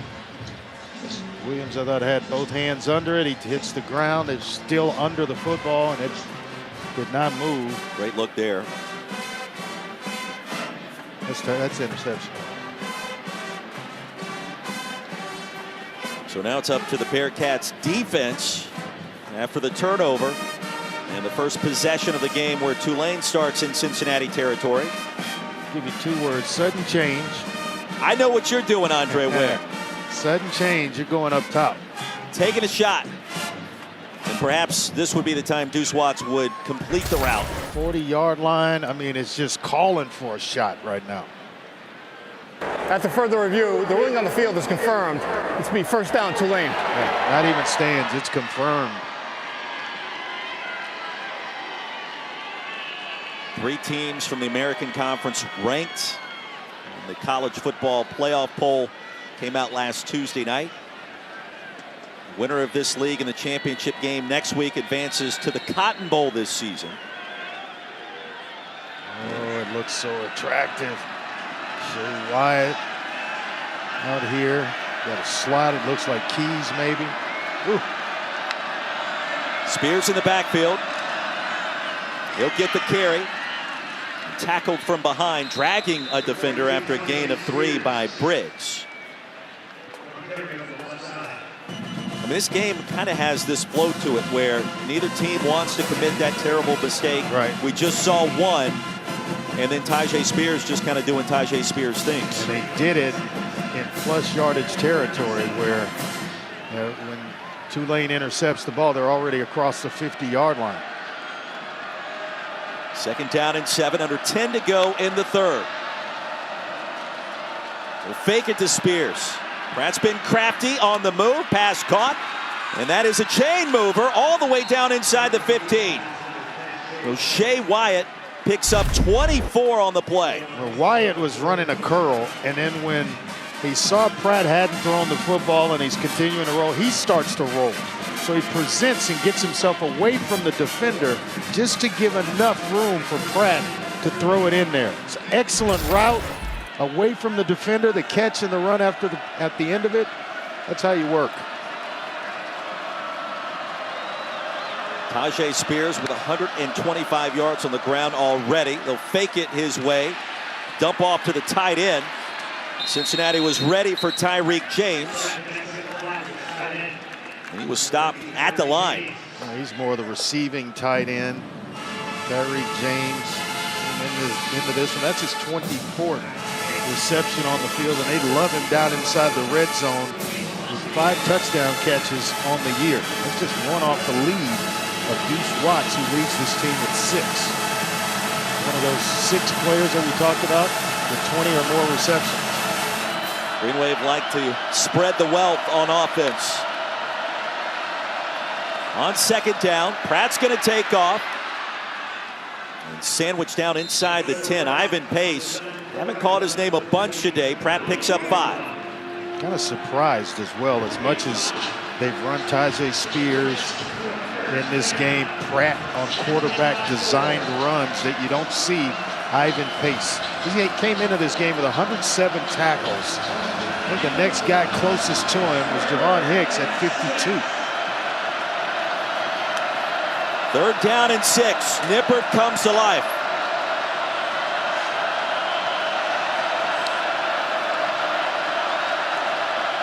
Spears bursts through ahead to the 5. He's stopped short, and they'll rule him down at the 6. You're running in that situation. I can only imagine that it's already decided you're going for it on 4th down. Well, the field goal, it remains a 1-possession game.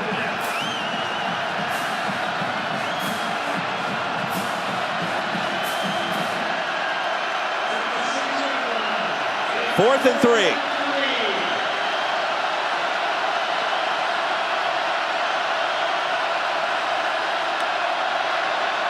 They'll fake it to Keys.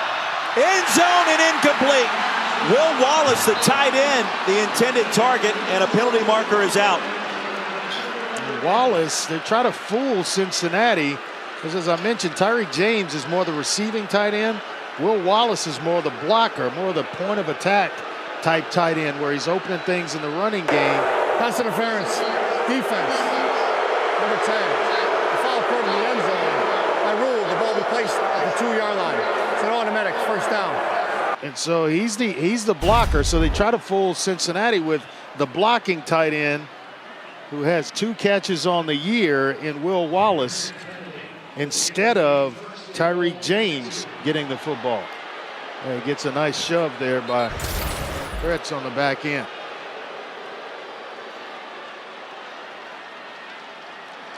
Just the 3rd penalty called against the Bearcats.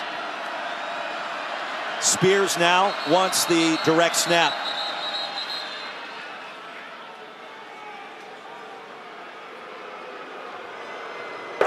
Charge timeout. Cincinnati. Like this is their first and a half. Misaligned. Second timeout. With that look from Spears, it caused Luke Fickell to take a timeout there.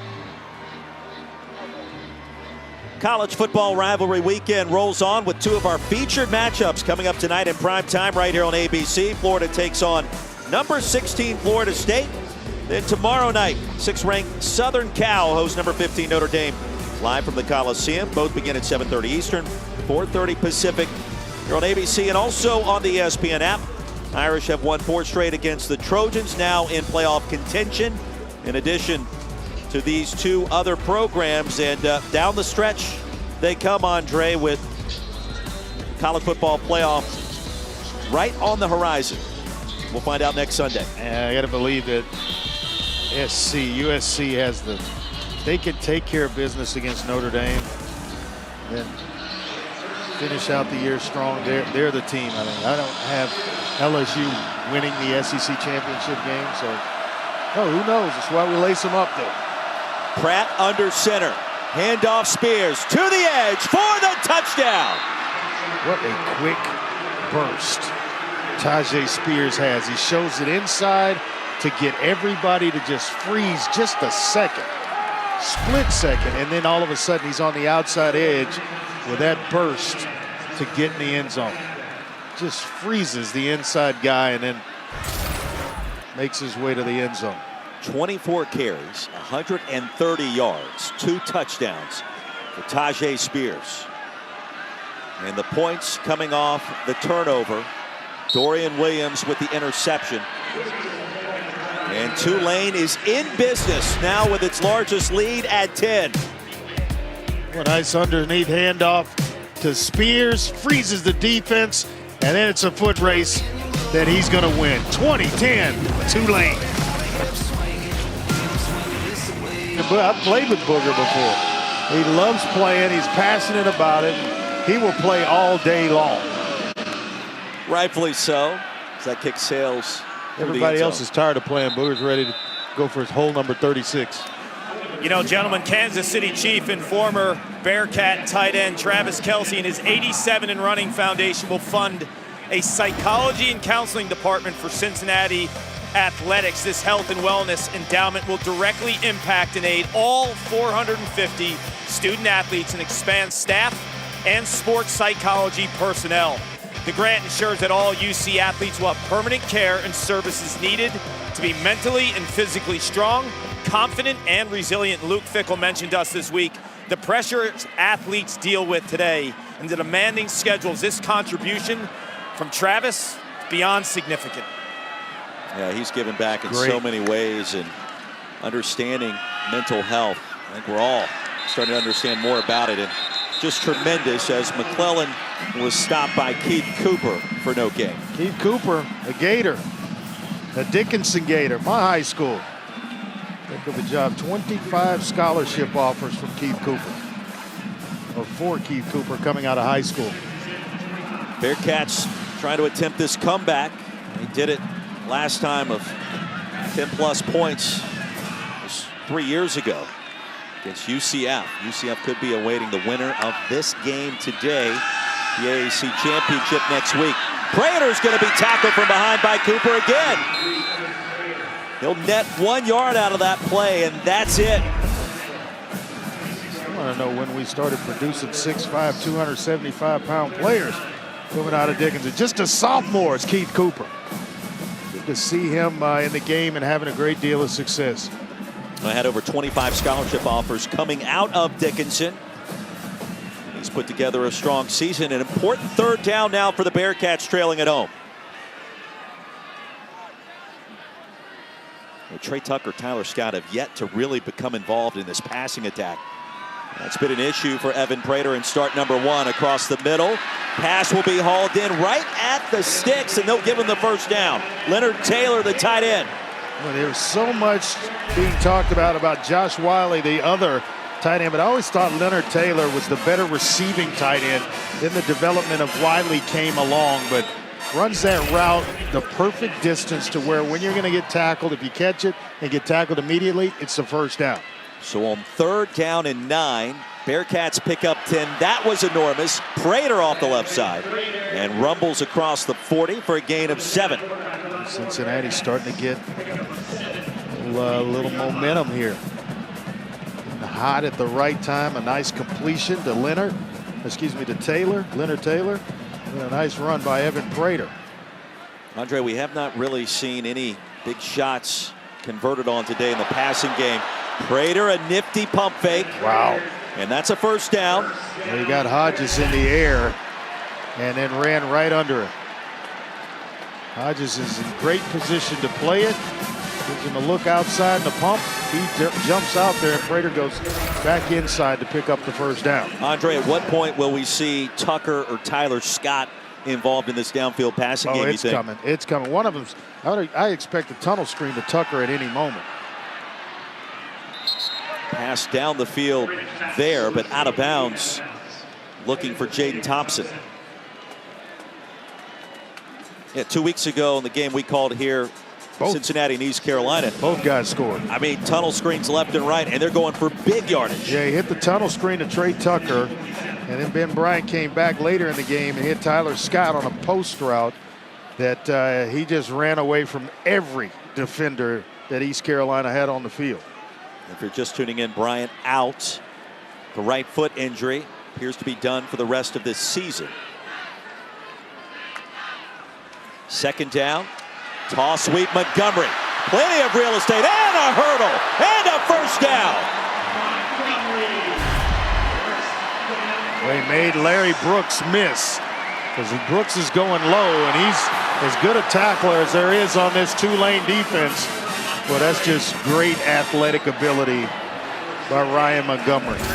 17 yards on the play. He's averaging over 7 yards per touch so far.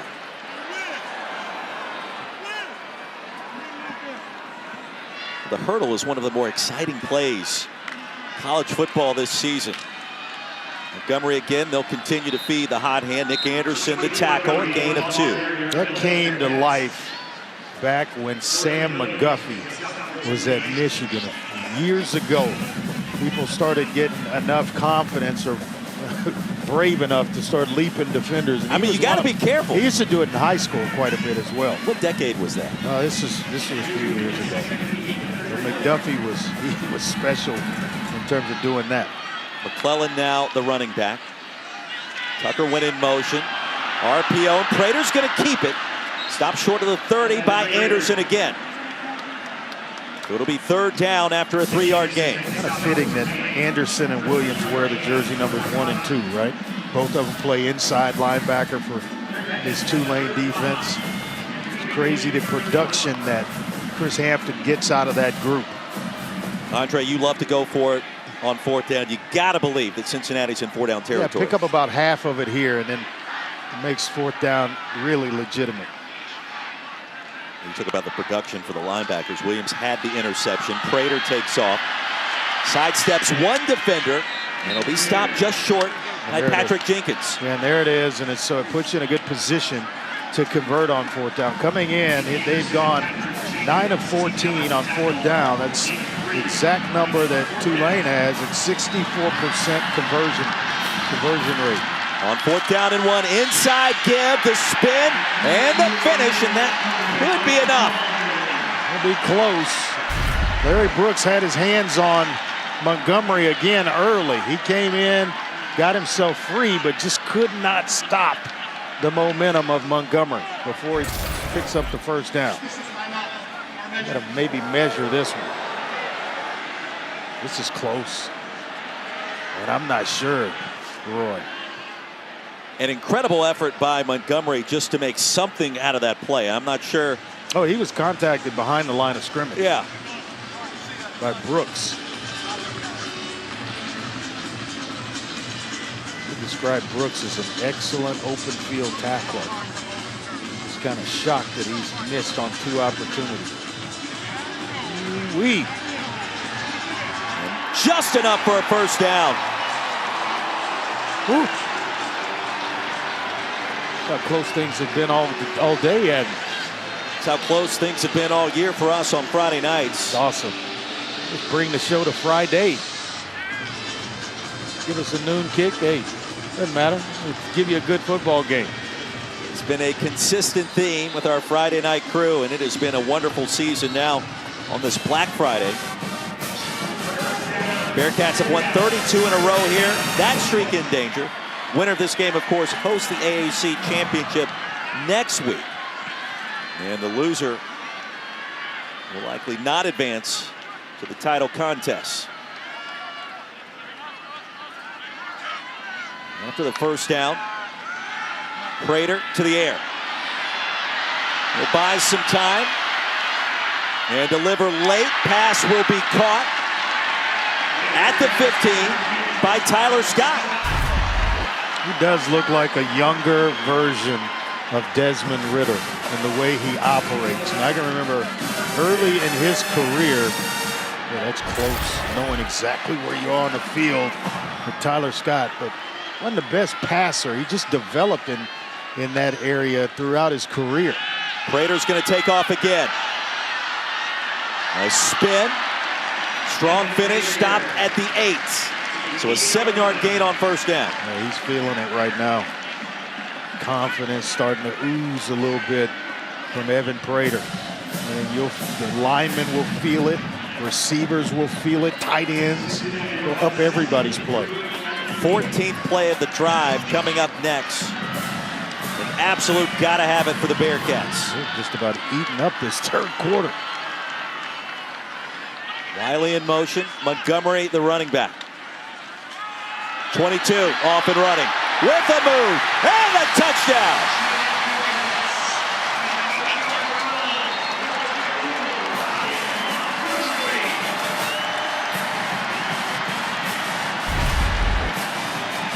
Excellent run by Ryan Montgomery.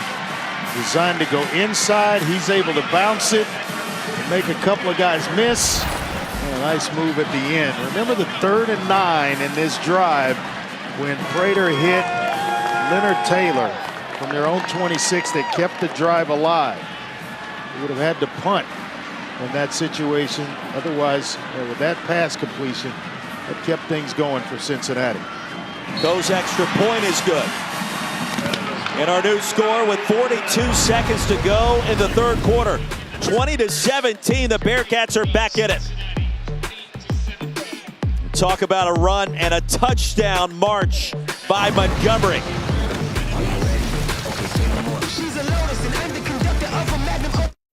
Championship next week and a 3-point affair. Lawrence Keys from his 3. Waiting on the convoy with a nice cut. And Keys stopped crossing the 30. Let's take a look at today's Aflac trivia question. We've talked a lot today about Cincinnati's home field winning streak, now reaching 32 games.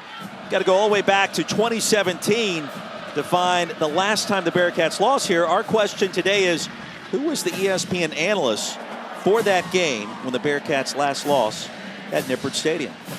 I might have been here. Think it was you? That was around the time I was coming here a lot. Oh boy. I would bet on that.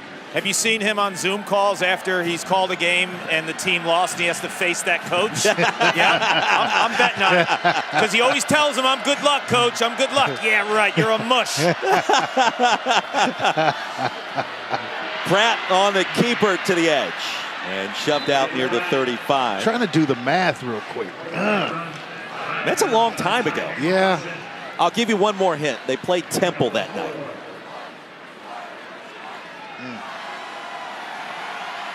I've recently had Temple Cincinnati within the last 2 years.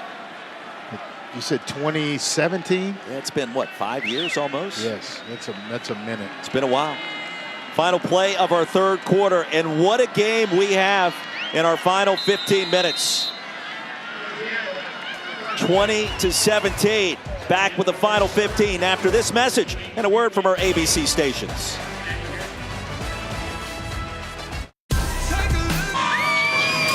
Start of our fourth quarter as we answer the Aflac trivia question. Who was the last ESPN analyst to call a game here at Nippert where the Bearcats lost?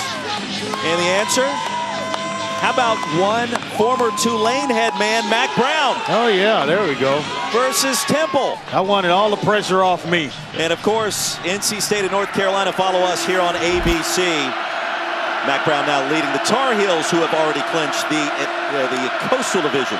Done a heck of a job in his return. First play of our fourth quarter, Tajay Spears.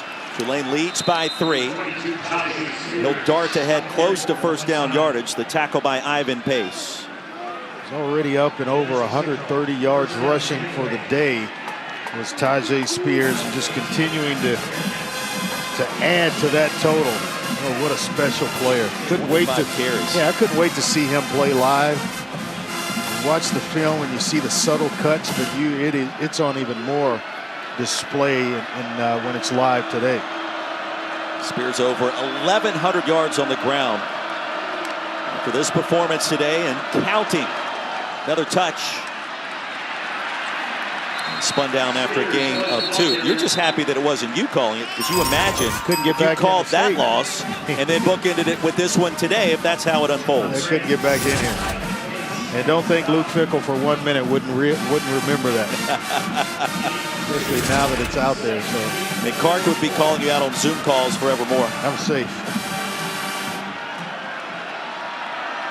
1 minute into our fourth quarter. Tyjae Spears has accounted for almost 60% of Tulane's total offense today. Keys goes in motion. He's been a weapon as well.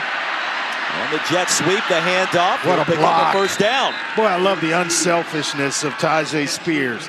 Guys are blocking for him and fighting and scratching for him over and over every single time he touches it. Watch 22 get out in front of Lawrence Keys and throw a nice block to allow Keys to pick up the first down. Just a heck of a block to occupy Arquan Bush. And then Keys turns the corner to pick up the first. Amazing. So Spears producing on the ground and doing the dirty work. Now in plus territory, Spears again, a short pickup. You know, you see the jump cut ability, the explosiveness of Tyjae Spears. What you don't see, Michael Pratt told me, is his intent, his attitude, how effortless he is in terms of being an amazing teammate. He called him inspirational. And Andre, I know you like this. Like, body language means something when it comes to an athlete. When I'm on the field and I watch Tyjae Spears, the way he handles himself, it's amazing. And body language does matter. 2nd down and 7. Spears again. They keep feeding number 22, and he keeps responding. It'll be 3rd down and 2 yards coming up after the tackle by Taylor. To Clark's point, the good ones, the great ones, make it look easy. You know, it's all, watching Barry Sanders run a ball, he's kind of floating along, and then all of a sudden, a couple of moves on a defender, and he's by him, and then it's a foot race. You get some of those same things from Tyjae Spears, where he never looks like he's in a hurry, but he's always gaining positive yards. Green Wave bringing an extra offensive lineman, direct snap to Spears, and I don't think so. Tackled at the line, and the penetration came in from Jawan Briggs. Her knee just tapped down. Looks like he might have slipped as he was engaging the line of scrimmage. It actually was tripped by Hermitage, the right guard.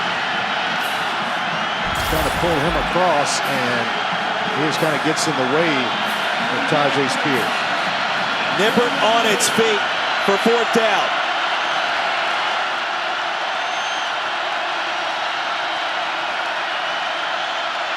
Pratt keeps it. Late marker comes in. And let's see where they mark Pratt and his forward progress. Hand to the face. Jabari Taylor lost his helmet again. And it just kind of keeps coming off.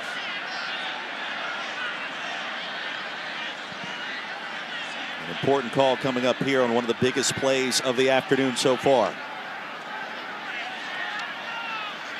That flag came in quickly, didn't it? Where the initial spot does not look advantageous for Michael Pratt either.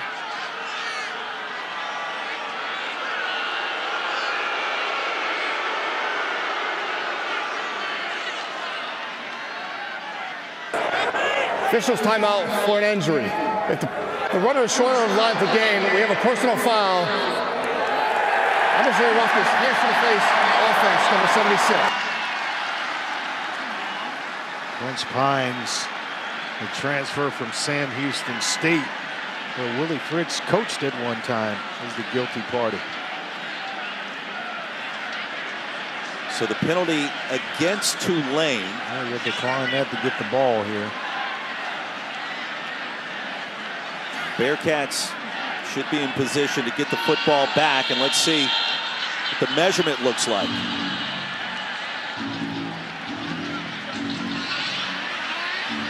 Well, both teams lined up right there on the line of scrimmage. Kind of a close call for the defense.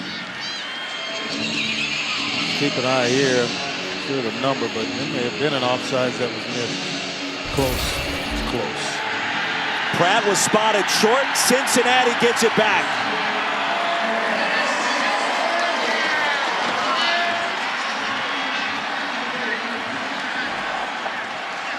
So the Bearcats from their own 36, prime field position, trailing by just 3, and a lot of football left to be played here, Andre. And Deshaun Pace was that player that was coming off the edge. He's now in the huddle with the offense, trying to get the offense fired up to get going. And with good reason, the winner of this one hosts the AAC Championship next week as we step aside.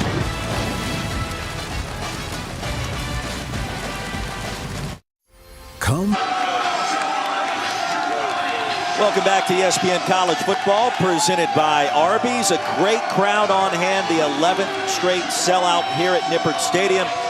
What has been a spectacular Black Friday afternoon. 3-point lead for the visitors. The number 19, Tulane Green Wave, against the defending champs. Bearcats have the football.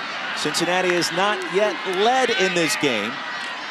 And a handoff for Ryan Montgomery. Tackled by Darius Hodges after a 1-yard gain. Well, he has been everywhere.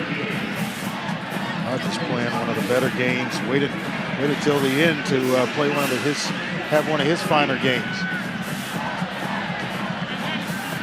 Do you trust Prater enough to take a shot at some point? I keep this ball on the ground where they've had the success right now. I love how you answered that question. Deep handoff, Montgomery upended at the 42, and quickly it's 3rd down after a 4-yard gain. The tackle by Brooks. As both teams are closing in on 200 yards rushing, neither has 100 yards through the air.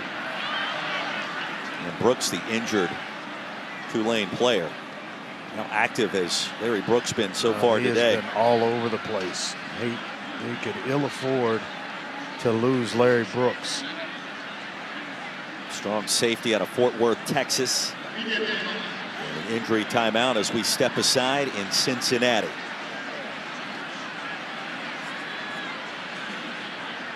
If you already know that a blend of tender, College football on ABC is presented by Arby's. Arby's, we have the meats. In part by Belfour Property Restoration, restoring more than property. And Burger King. Well, a happy Thanksgiving from our crew to yours this holiday weekend. Great to see our friends in Bristol and also here in Cincinnati last night at the hotel, breaking bread, and a wonderful time of year for all of us in the business. Good news as well, Larry Brooks was able to walk off under his own power, and they are looking at left shoulder area on the sidelines. 3rd down and 5 now for the Bearcats, trailing by 3. Cincinnati on the move after the 4th down stop moments ago. McClellan, the running back. Prater wants to take off again. Needed to get to the 47. He'll be stopped about 1.5 yards short. Well, let's see now what Luke Fickell does with a 4th down situation here, being stopped short. You kind of felt like this is exactly what Cincinnati was going to do, because that's been their answer. It's not a pass. It's run McClellan or Montgomery, and then when they get to 3rd and medium, it's a quarterback run. Biggest play of the game coming up right now. 4th down and 1 yard to go. Montgomery back on the field for Cincinnati at the running back position. He'll get the handoff, eludes one tackler, and has the 1st down. All the way ahead to the 49, and Ryan Montgomery, the big-time finish. And a good initial push by the offensive line. And Patrick Jenkins shoots through, but he just missed the tackle. One-on-one in the hole with Montgomery, and he just gave it and took it away. He looked like Tajay Spears on that run, didn't he? Yes, he did. Bearcats over 200 yards rushing now. A little bit of momentum. On the toss, McClellan stopped at midfield. Nick Anderson. Yeah, nice job by Anderson. He had gotten out of the play and then spun around and got himself right back in it. And these two linebackers, Williams and Anderson, they are as good as we've seen all year. How about these two teams today, these two coaches, Luke Fickell, Willie Fritz? Nobody's panicked. Nobody's pressed. Just calm as all get out. Yeah, that button to try to accelerate things. They have been content to play this kind of game, this style of game. Prater heaves one incomplete. Trey Tucker was in the area, and that pass just sailed as Jarius Monroe applied the pressure. Well, he took a shot. Monroe with a delayed corner blitz. He is a tough, tough boundary corner. It was closest to his side on the boundary. He disappears and passes the receiver off to the safety. He's able to get there and disrupt things. Prater down 9 of 19. It's 3rd down and 9 for Cincinnati.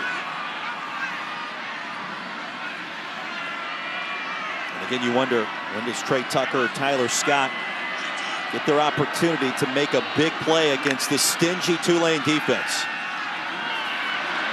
Prater off the pump fake. Prater out of bounds and incomplete. Will Pauling, the intended receiver, he had all day to throw. And the offensive line had defensive lineman pinned on the ground. They could no longer rush. He had all day back there to survey the field. No one comes open. Not sure who it was that fell rushing in the middle, but he's just pinned on the ground. It's a lot of time. And we've talked a lot about Tulane defense. Play caller Chris Hampton, the great job he's done this year. We were very impressed with him this week in our first conversations with him. Remember that drive that Tulane had that went 8+ minutes or 8:25 or so and ended in a touchdown? After going 22 seconds, they need one of those right now. That's ball game if they're able to put a drive like that together. Timeout was called, obviously before the snap, as the Bearcats look to punt the football. Let's take a look at the All-State playoff predictor. Obviously big games this weekend, all a part of rivalry weekend. And as it stands right now, the teams at the top, think about Georgia, Ohio State, not locks, but just about there. And then, of course, the game tomorrow between the Buckeyes and the Wolverines. That could change the percentages with those two. Oh, no doubt. Somebody's going to fall. There'll be a winner in that game out of 2 and 3 with teams sitting just on the outside looking in. Teams like USC and Clemson, LSU. The only way I think LSU gets in is that they just outright win the SEC championship game. Yeah, that's it. They got to beat Georgia. The only way. Yeah, they got to beat Georgia to go. They are taking one more look at that 3rd down and long grab near the sideline that was ruled incomplete. You only need 1 foot down in college. Ruling on the field was out of bounds, and I'm not sure that you can see it. Oh. Still don't know. 1 foot is in. The question is, did the other foot come down out of bounds first? That looks like a toe tap. You're gonna have to splice looks together, timeline them and everything. And in addition, does he have control when that foot touches the green grass? Well, that look, I don't know whose foot is whose.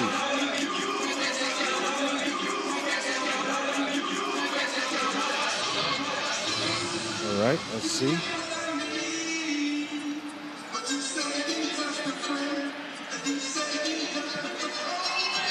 The foot comes down inbounds before the other foot comes down out of bounds.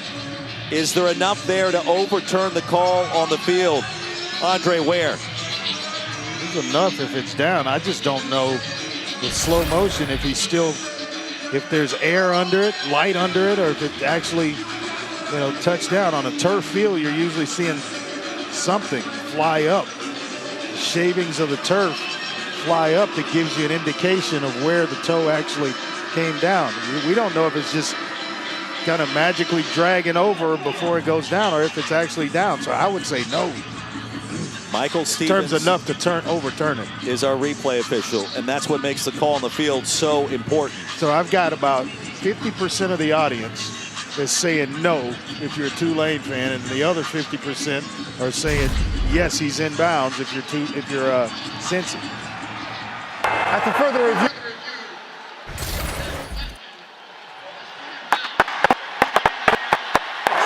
be a first down, Cincinnati. I would have to see that. Will not be charged a timeout. I think, and I don't know if they are or not. I think replay officials should be forced to see things in real time rather than slow motion, because everything looks different when you slow it down and pause it and so on and so forth. I got to see the toe drag, the shavings come up, and then I'm going to make a ruling on that. Will Pauling picks up 21 yards on 3rd down and 9 after the pass was ruled incomplete. A dramatic turn of events. Heck of a catch. Heck of a play by Prater to keep his team moving and getting ever so close to Ryan Coe's field goal range. So the Bearcats get the timeout back. And now on the move inside the 30. Actually, they're already in his field goal range. 52 and in is what Luke Fickell told us. In the box for the Green Wave. Prater sends it out to the screen to Tucker on a play that probably wasn't deemed to go for very much and is incomplete. Those are passes that Prater, as he gets more and more experience, is going to throw with more confidence rather than just trying to make sure I complete it, almost aiming it, rather than just pick it up and it's a routine throw. Evan Prater, career start #1 today, 10 of 22. Has the 1 pick on a ball that was tipped. He'll run the football here to get back on schedule. Well, in motion's out. That's exactly what they'll do. Prater weaving his way through traffic. Dives out of bounds near the 20. And he'll be spotted just short of the line to gain. Got to play the quarterback run a little bit better. Prater has done a nice job of pulling things down, reading it. And then even when the Tulane defenders show up, he's done a nice job of making a miss and picking up additional yards. 3rd down and 1. Approaching the halfway point of the 4th quarter. And here's Montgomery. Needed to get to the 19. The tackle by Eric Hicks. Let's see where they spot it. And this one appears to be very close again. Well, this truly has been a game of inches in this 2nd half. Lummy Young lost his helmet. He'll have to come out for 1 play, and then now we've got another 4th down and short. Kick the field goal. Go for it. It's in a situation here where I got to believe and have a little faith in my offensive line where quarterback sneak would get it done. Prater moves under center. That's exactly what he'll do. Prior to the snap, replay stop the game to review the previous play. No play as they will review the previous play on 3rd down. We'll take a break as well. The lead is 3. Bearcats on the move.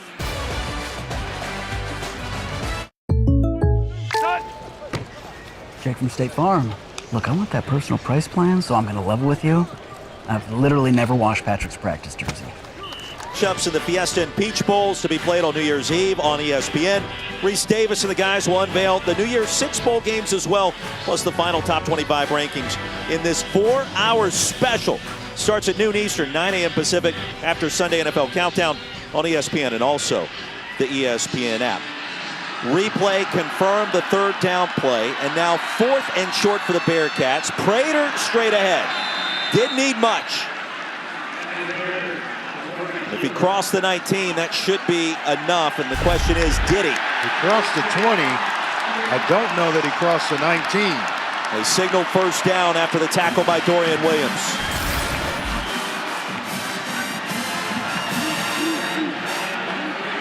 At 6'4", if he gets any push, he will convert most 4th down situations, short yardage situations.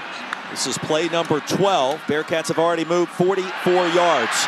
Montgomery bounces it out. Stop inside the 15 by Machado. Gain of 4. Like when he made the break initially, he was gone. And Machado with some speed, able to chase down Ryan Montgomery.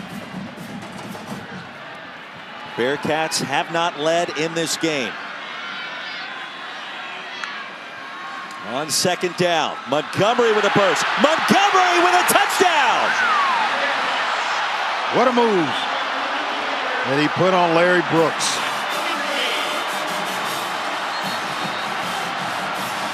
Well, he has had two outstanding moves near the goal line to get himself in for touchdowns.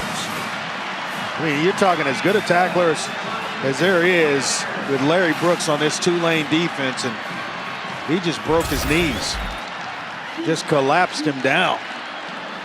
And the senior from Franklin, Ohio, 17 touches, 95 yards, and most importantly, 2 touchdowns.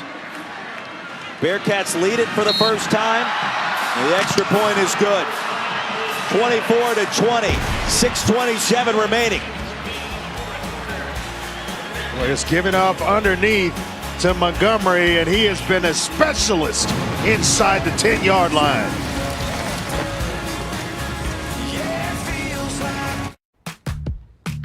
Nope. Nope. Come on, him? Ooh, I like him. Ryan Montgomery getting the job done, banging the drum. He scored 2 touchdowns already today. And how about who hurdled better? Dorian Thompson-Robinson earlier this year on a Friday night, or Ryan Montgomery today in this critical game in the AAC? Close. That's close. Slightly into DTR. Slightly. Yeah. Don't expect it from a quarterback. That's true. What a game this has turned out to be. A 4-point lead for the home team. Their first lead of the afternoon. So we check in once again with Kevin Nagandi back in the studio. Boy, what a game, and a 4-point game in ours over on ESPN. Time now for a Mayhem Moment brought to you by Allstate. Texas Quinn Ewers in some trouble here, Bug. Kev, just a reminder, as the D-lineman scoops and scores, the best athletes weigh over 290 pounds. Here we go. Wow. Gabe Hall's his name with the scoop and score. And then you guys wanted more Bijan. You got him, Jesse. He only had 7 carries in the first half. They've doubled that output now in the second half. He's got a $165 and now 2 TDs. 31-27. Texas on top of the fourth quarter over on ESPN. Longhorns trying to get it done back here in the Queen City. Andre Ware, Paul Carcaterra, and Roy Philpott along for the ride. Pratt play action, flings it in the flats. Keys has it. Makes one man miss, make it 2 as he races out of bounds. Hey, Andre, I know you want a big dose of Tajay Spears, but moments ago, trainers were working on his right hamstring. It's something that he tweaked in weeks prior as well. And if you want your ace in the hole any point in time in this game, it's right now. He's 1,100-yard rusher. He's been incredible all season. 22 in white. He might be nicked up, but he's going. Had an injured hamstring, Clark, back in spring ball that limited his time then. Picks up the first down here on his 30th carry of the ball game, Andre. Yeah. Roy's my witness. I said during our break that they needed to have 2 positive plays without Tajay Spears being involved in them. Pratt took a huge shot that first play by Ivan Pace, but kind of felt like they needed to do that just to open things up for Spears, because you know he's going to be a big part on this drive, but they've got to show other players can make plays as well. They'll fake it to Spears. Pratt across the middle has a man and a first down. Shea Wyatt racing into Cincinnati territory. Had that exact same play in the first quarter, and Shea Wyatt put it on the ground. Here, Pratt's going to put it in a place where he can't drop it. I mean, that's about as perfect as you can place the football. They throw and catch, and Tulane is on the move. It's a gain of 33 yards. Pratt now over 100 yards passing. To the end zone. Pass is caught! And the Green Waver back in front. It's Deuce Watts. My goodness. Under 100 yards when this drive started. And then all of a sudden, you ask Michael Pratt to go lead his team. Exactly what he did. 2 big pass plays to Wyatt. And then the next one coming to Watts, the other wide receiver on the other side. And this was an adjustment. It was supposed to have been a hitch route. Watts converted it to a fade. And then Pratt reorganized, set his feet, and then threw a dart down the field for a touchdown. 7th touchdown reception of the season for the senior Deuce Watts. And his first grab of the game today. What a throw and catch. It was going to be a hitch.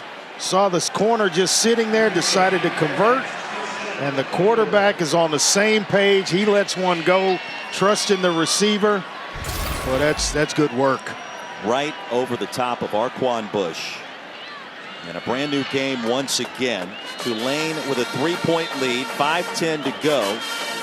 And Pratt's last 2 throws went for 33 and 30. Those long completions. Did they score too quick, Bill Pott? 5:10 left, a lot of time, timeouts. But the way Cincinnati's been going about its business, they've been chewing up the clock. And so you got to stop them here. All they need is a field goal to tie this thing up, or you score a touchdown, and now it puts a little bit more pressure on Tulane's sideline to duplicate exactly what they just did. Cincinnati's lead lasted precisely 77 seconds. Bearcats will get it back.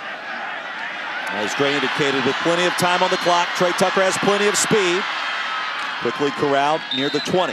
Well, late in the game, don't kick to that guy. Whew. Don't forget, our college football rivalry weekend continues with our featured matchups later tonight. Number 16, Florida State from Doak Campbell Stadium welcomes in the Florida Gators and first-year head coach Billy Napier. Then tomorrow night, SC Notre Dame. Number 6 versus number 15. Both games begin at 7:30 Eastern. One tonight, the other tomorrow. And certainly SC Notre Dame with plenty of implications. Marcus Freeman got that baby turned around and pointed in the right direction, didn't he? Big wins against North Carolina and Clemson changed their season. And they're in position to do some damage against the Trojans. There's a flag. They have left guard Dylan O'Quinn for a false start. That's just Jeremy Cooper. Snap infraction. Offense, number 53. 5-yard penalty. First down. You got the center. You're trying to flex his hand to get a defensive lineman to jump. Remember, the Green Wave haven't beat AP top 25 teams since the 1980s. 61 consecutive losses. Bearcats have won 32 in a row here. And not to mention, the winner of this game will host the American Conference Championship next week. A lot on the line as that pass is batted down by Deal. Well, all week, Tulane players have heard, you know, you go there, you win, you host the American Championship game on your campus. But they also followed it up with Cincinnati's won 30-plus games in a row at home. So that's the order of business that you got to go take care of. You know, we understand what's at stake, but they don't lose very much at home. Not since 2017. Handoff McClellan. Hit a nice cut, tracked down at the 20, and just like that, after the penalty, it's 3rd down and long. And I might stick with Montgomery. At this stage of the game, you want the guy with a hot hand, and he just checked himself back in.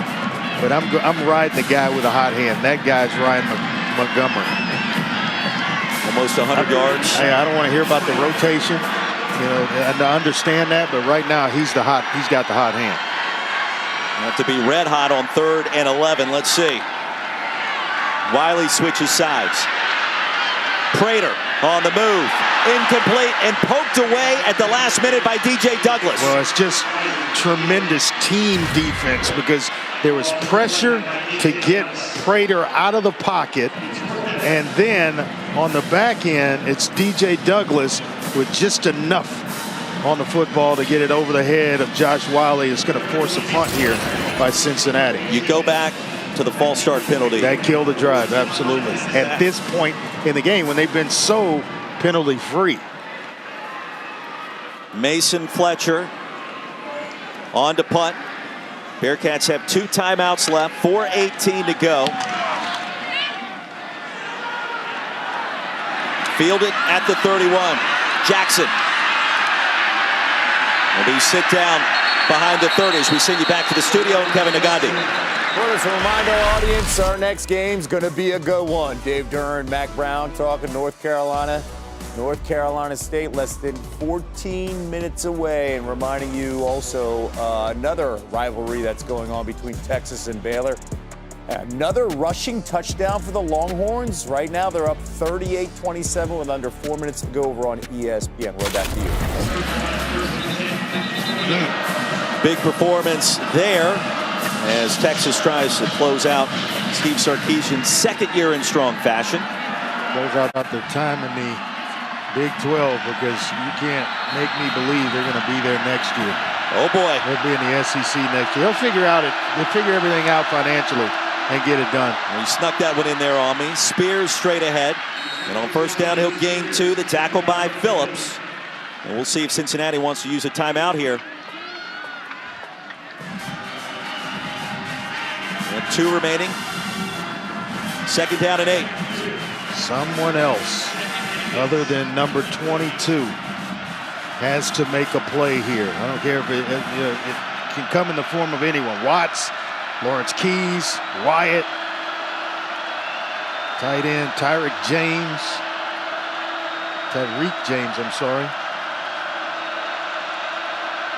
Spears picked up 2, second down and 8. Pratt has been in the shotgun most of the afternoon. Spears, that's a first down and a lot more. Boy, the change of direction, he kept cutting inside, and the end result is 25 yards. I don't know which hamstring it was, but he's popping other ones for the defense, giving it, taking it away, explodes through a hole, makes Tyven Folsom miss. Another miss by a secondary player. That's just unbelievable. On carry number 32 today, he picks up the 25, and that's a new career high with 32 touches.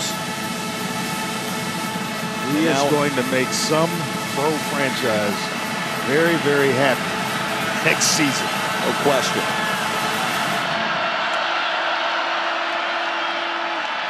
Spears wants to bounce it outside here, and he fell down. Back to the line of scrimmage. And that's it. Looked like he bounced into the back of Tyreek James, the tight end, who was throwing a block out on the edge, and that tripped him up just enough. But I mean, he's not a big guy at 5'11", 195 pounds, but you get every bit of his talent in that body. You have to believe Luke Fickell will save these 2 timeouts. Call the first one if he gets a stop for his offense on second down here. That's provided they don't convert. And then you got to start spinning them on defense if they pick up a first down. Second and 10. Spears, deep handoff. Spears gains 1. And there's the first timeout called by Luke Fickell. Well, 2 tight ends in a row. First of all, Tyreek James trips him up, and then it's Will Wallace who kicks a leg out and trips him up. Tyjae Spears, 178 yards rushing, the 2 touchdowns, and has done even some quality blocking, the dirty work this afternoon.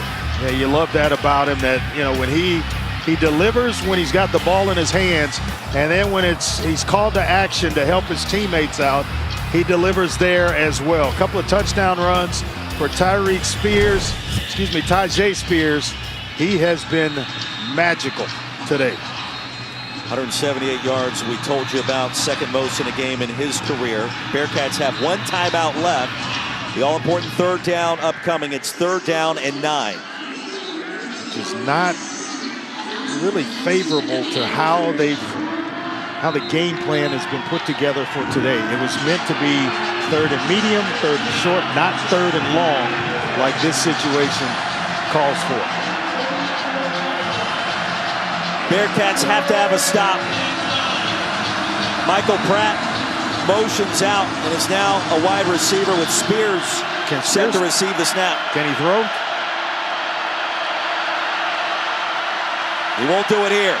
To the edge and a couple of yards, that's it. Game tackled at the 41. Bearcats will utilize their final timeout.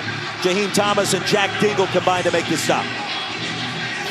Dingle in there at the bottom of the pile, popping up last.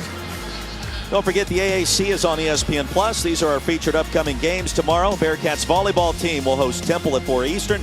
They'll cap off the regular season. Then Saturday, Green Wave men's basketball team hosts Louisiana Monroe. That's also at 7 Eastern. Plus, Morgan Huber hosts the American.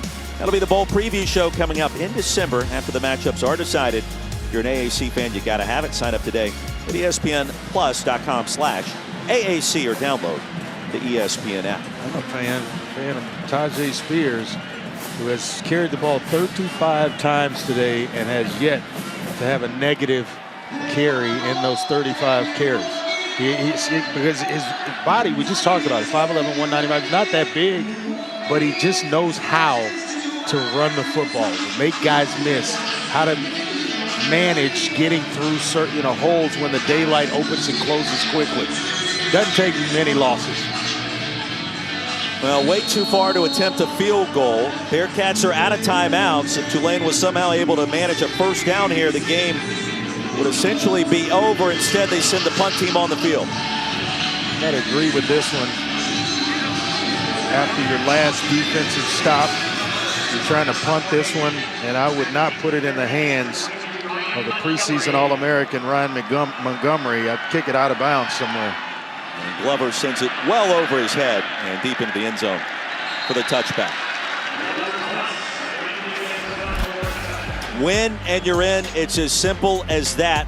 The winner of this game will host the AAC championship next week if UCF beats South Florida. Tomorrow night, the Knights would face the winner of our matchup today. If they were to be upset by the Bulls, obviously some mathematics come into play. That would help out today's loser. Yeah. And we shall see. If you're thinking, hey, crowd the line of scrimmage, that's all Cincinnati's been doing lately, is running the football. Well, you got to think about two guys. Number 1, Trey Tucker, and 21, Tyler Scott, that can catch it and go the distance at any point in time. So you don't want to get too many bodies close to the line of scrimmage to stop the run, because that opens things up down the field for those two. And they need 3 points to tie it. No timeouts to work with. Prater was hit as he threw it, and it's incomplete. Keith Cooper crashed the pocket and tapped Prater right as he attempted to throw the football. Yeah, the former Dickinson Gator getting home in pass rush and able to just kind of figure out how to beat his man, get to the quarterback, and disrupt some things. Nice job there by Cooper. Only one completion in this fourth quarter for Evan Prater so far. You know, we're everywhere. Dickinson Gators, all over the place. On the field and in the broadcast booth. Prater's going to be sacked. Back at the 15. Guess who? Big Keith Cooper again. He and Darius Hodges get home. It's huge for Tulane. So a loss of 5 makes it 3rd and 15. Bearcats got to go. Prater pressured again. He escapes. Heaves one deep. And incomplete. Wiley was the intended receiver. And again, the same two guys get home. Keith Cooper and Darius Hodges force an errant throw by Evan Prater, and it's 4th down and Cincinnati for the Bearcats. Cincinnati has won 32 games in a row at Nippert Stadium. Back-to-back AAC championships. A stop here by the Green Wave, and all that comes to a halt today. And a timeout Charge call. timeout, Tulane. Just a couple of kneel downs if they stop this 4th and 15, but still work to do. So Tulane calls the timeout. The big story today, Tajay Spears, 35 carries, 180 yards, as we check in again with Kevin Nagandi. Reminding you, of course, coming up, Drake May, under 5 minutes to go, North Carolina, NC State. This game in Chapel Hill on ABC. Great rivalry matchup. Carolina coming off that stunning loss to Georgia Tech. We'll see how May responds. Back to you. Yeah, the Tar Heels representing the Coastal Division in the AACC championship game next weekend in Charlotte. Drake May can throw it around, can he? I think he was really one of the front runners for the Heisman before last week's loss to Georgia Tech, which is so hard to explain. No doubt. Plant your feet at about 12 to 13 yards and don't move. 4th down and 15. It all comes down to this. Prater with time. Heaves a pass that is incomplete. It was dropped. Tyler Scott. Right in his breadbasket, right in the chest. Between the 2 and the 1, it's thrown on time. If Scott catches that, it's a race, a foot race with a safety. What a throw. Looking the defenders off, comes back right, and it's on the money. On the money. We saw Clark was able to get right in front of his field division as that pass arrived. Still a play that Tyler Scott would tell you he should have made.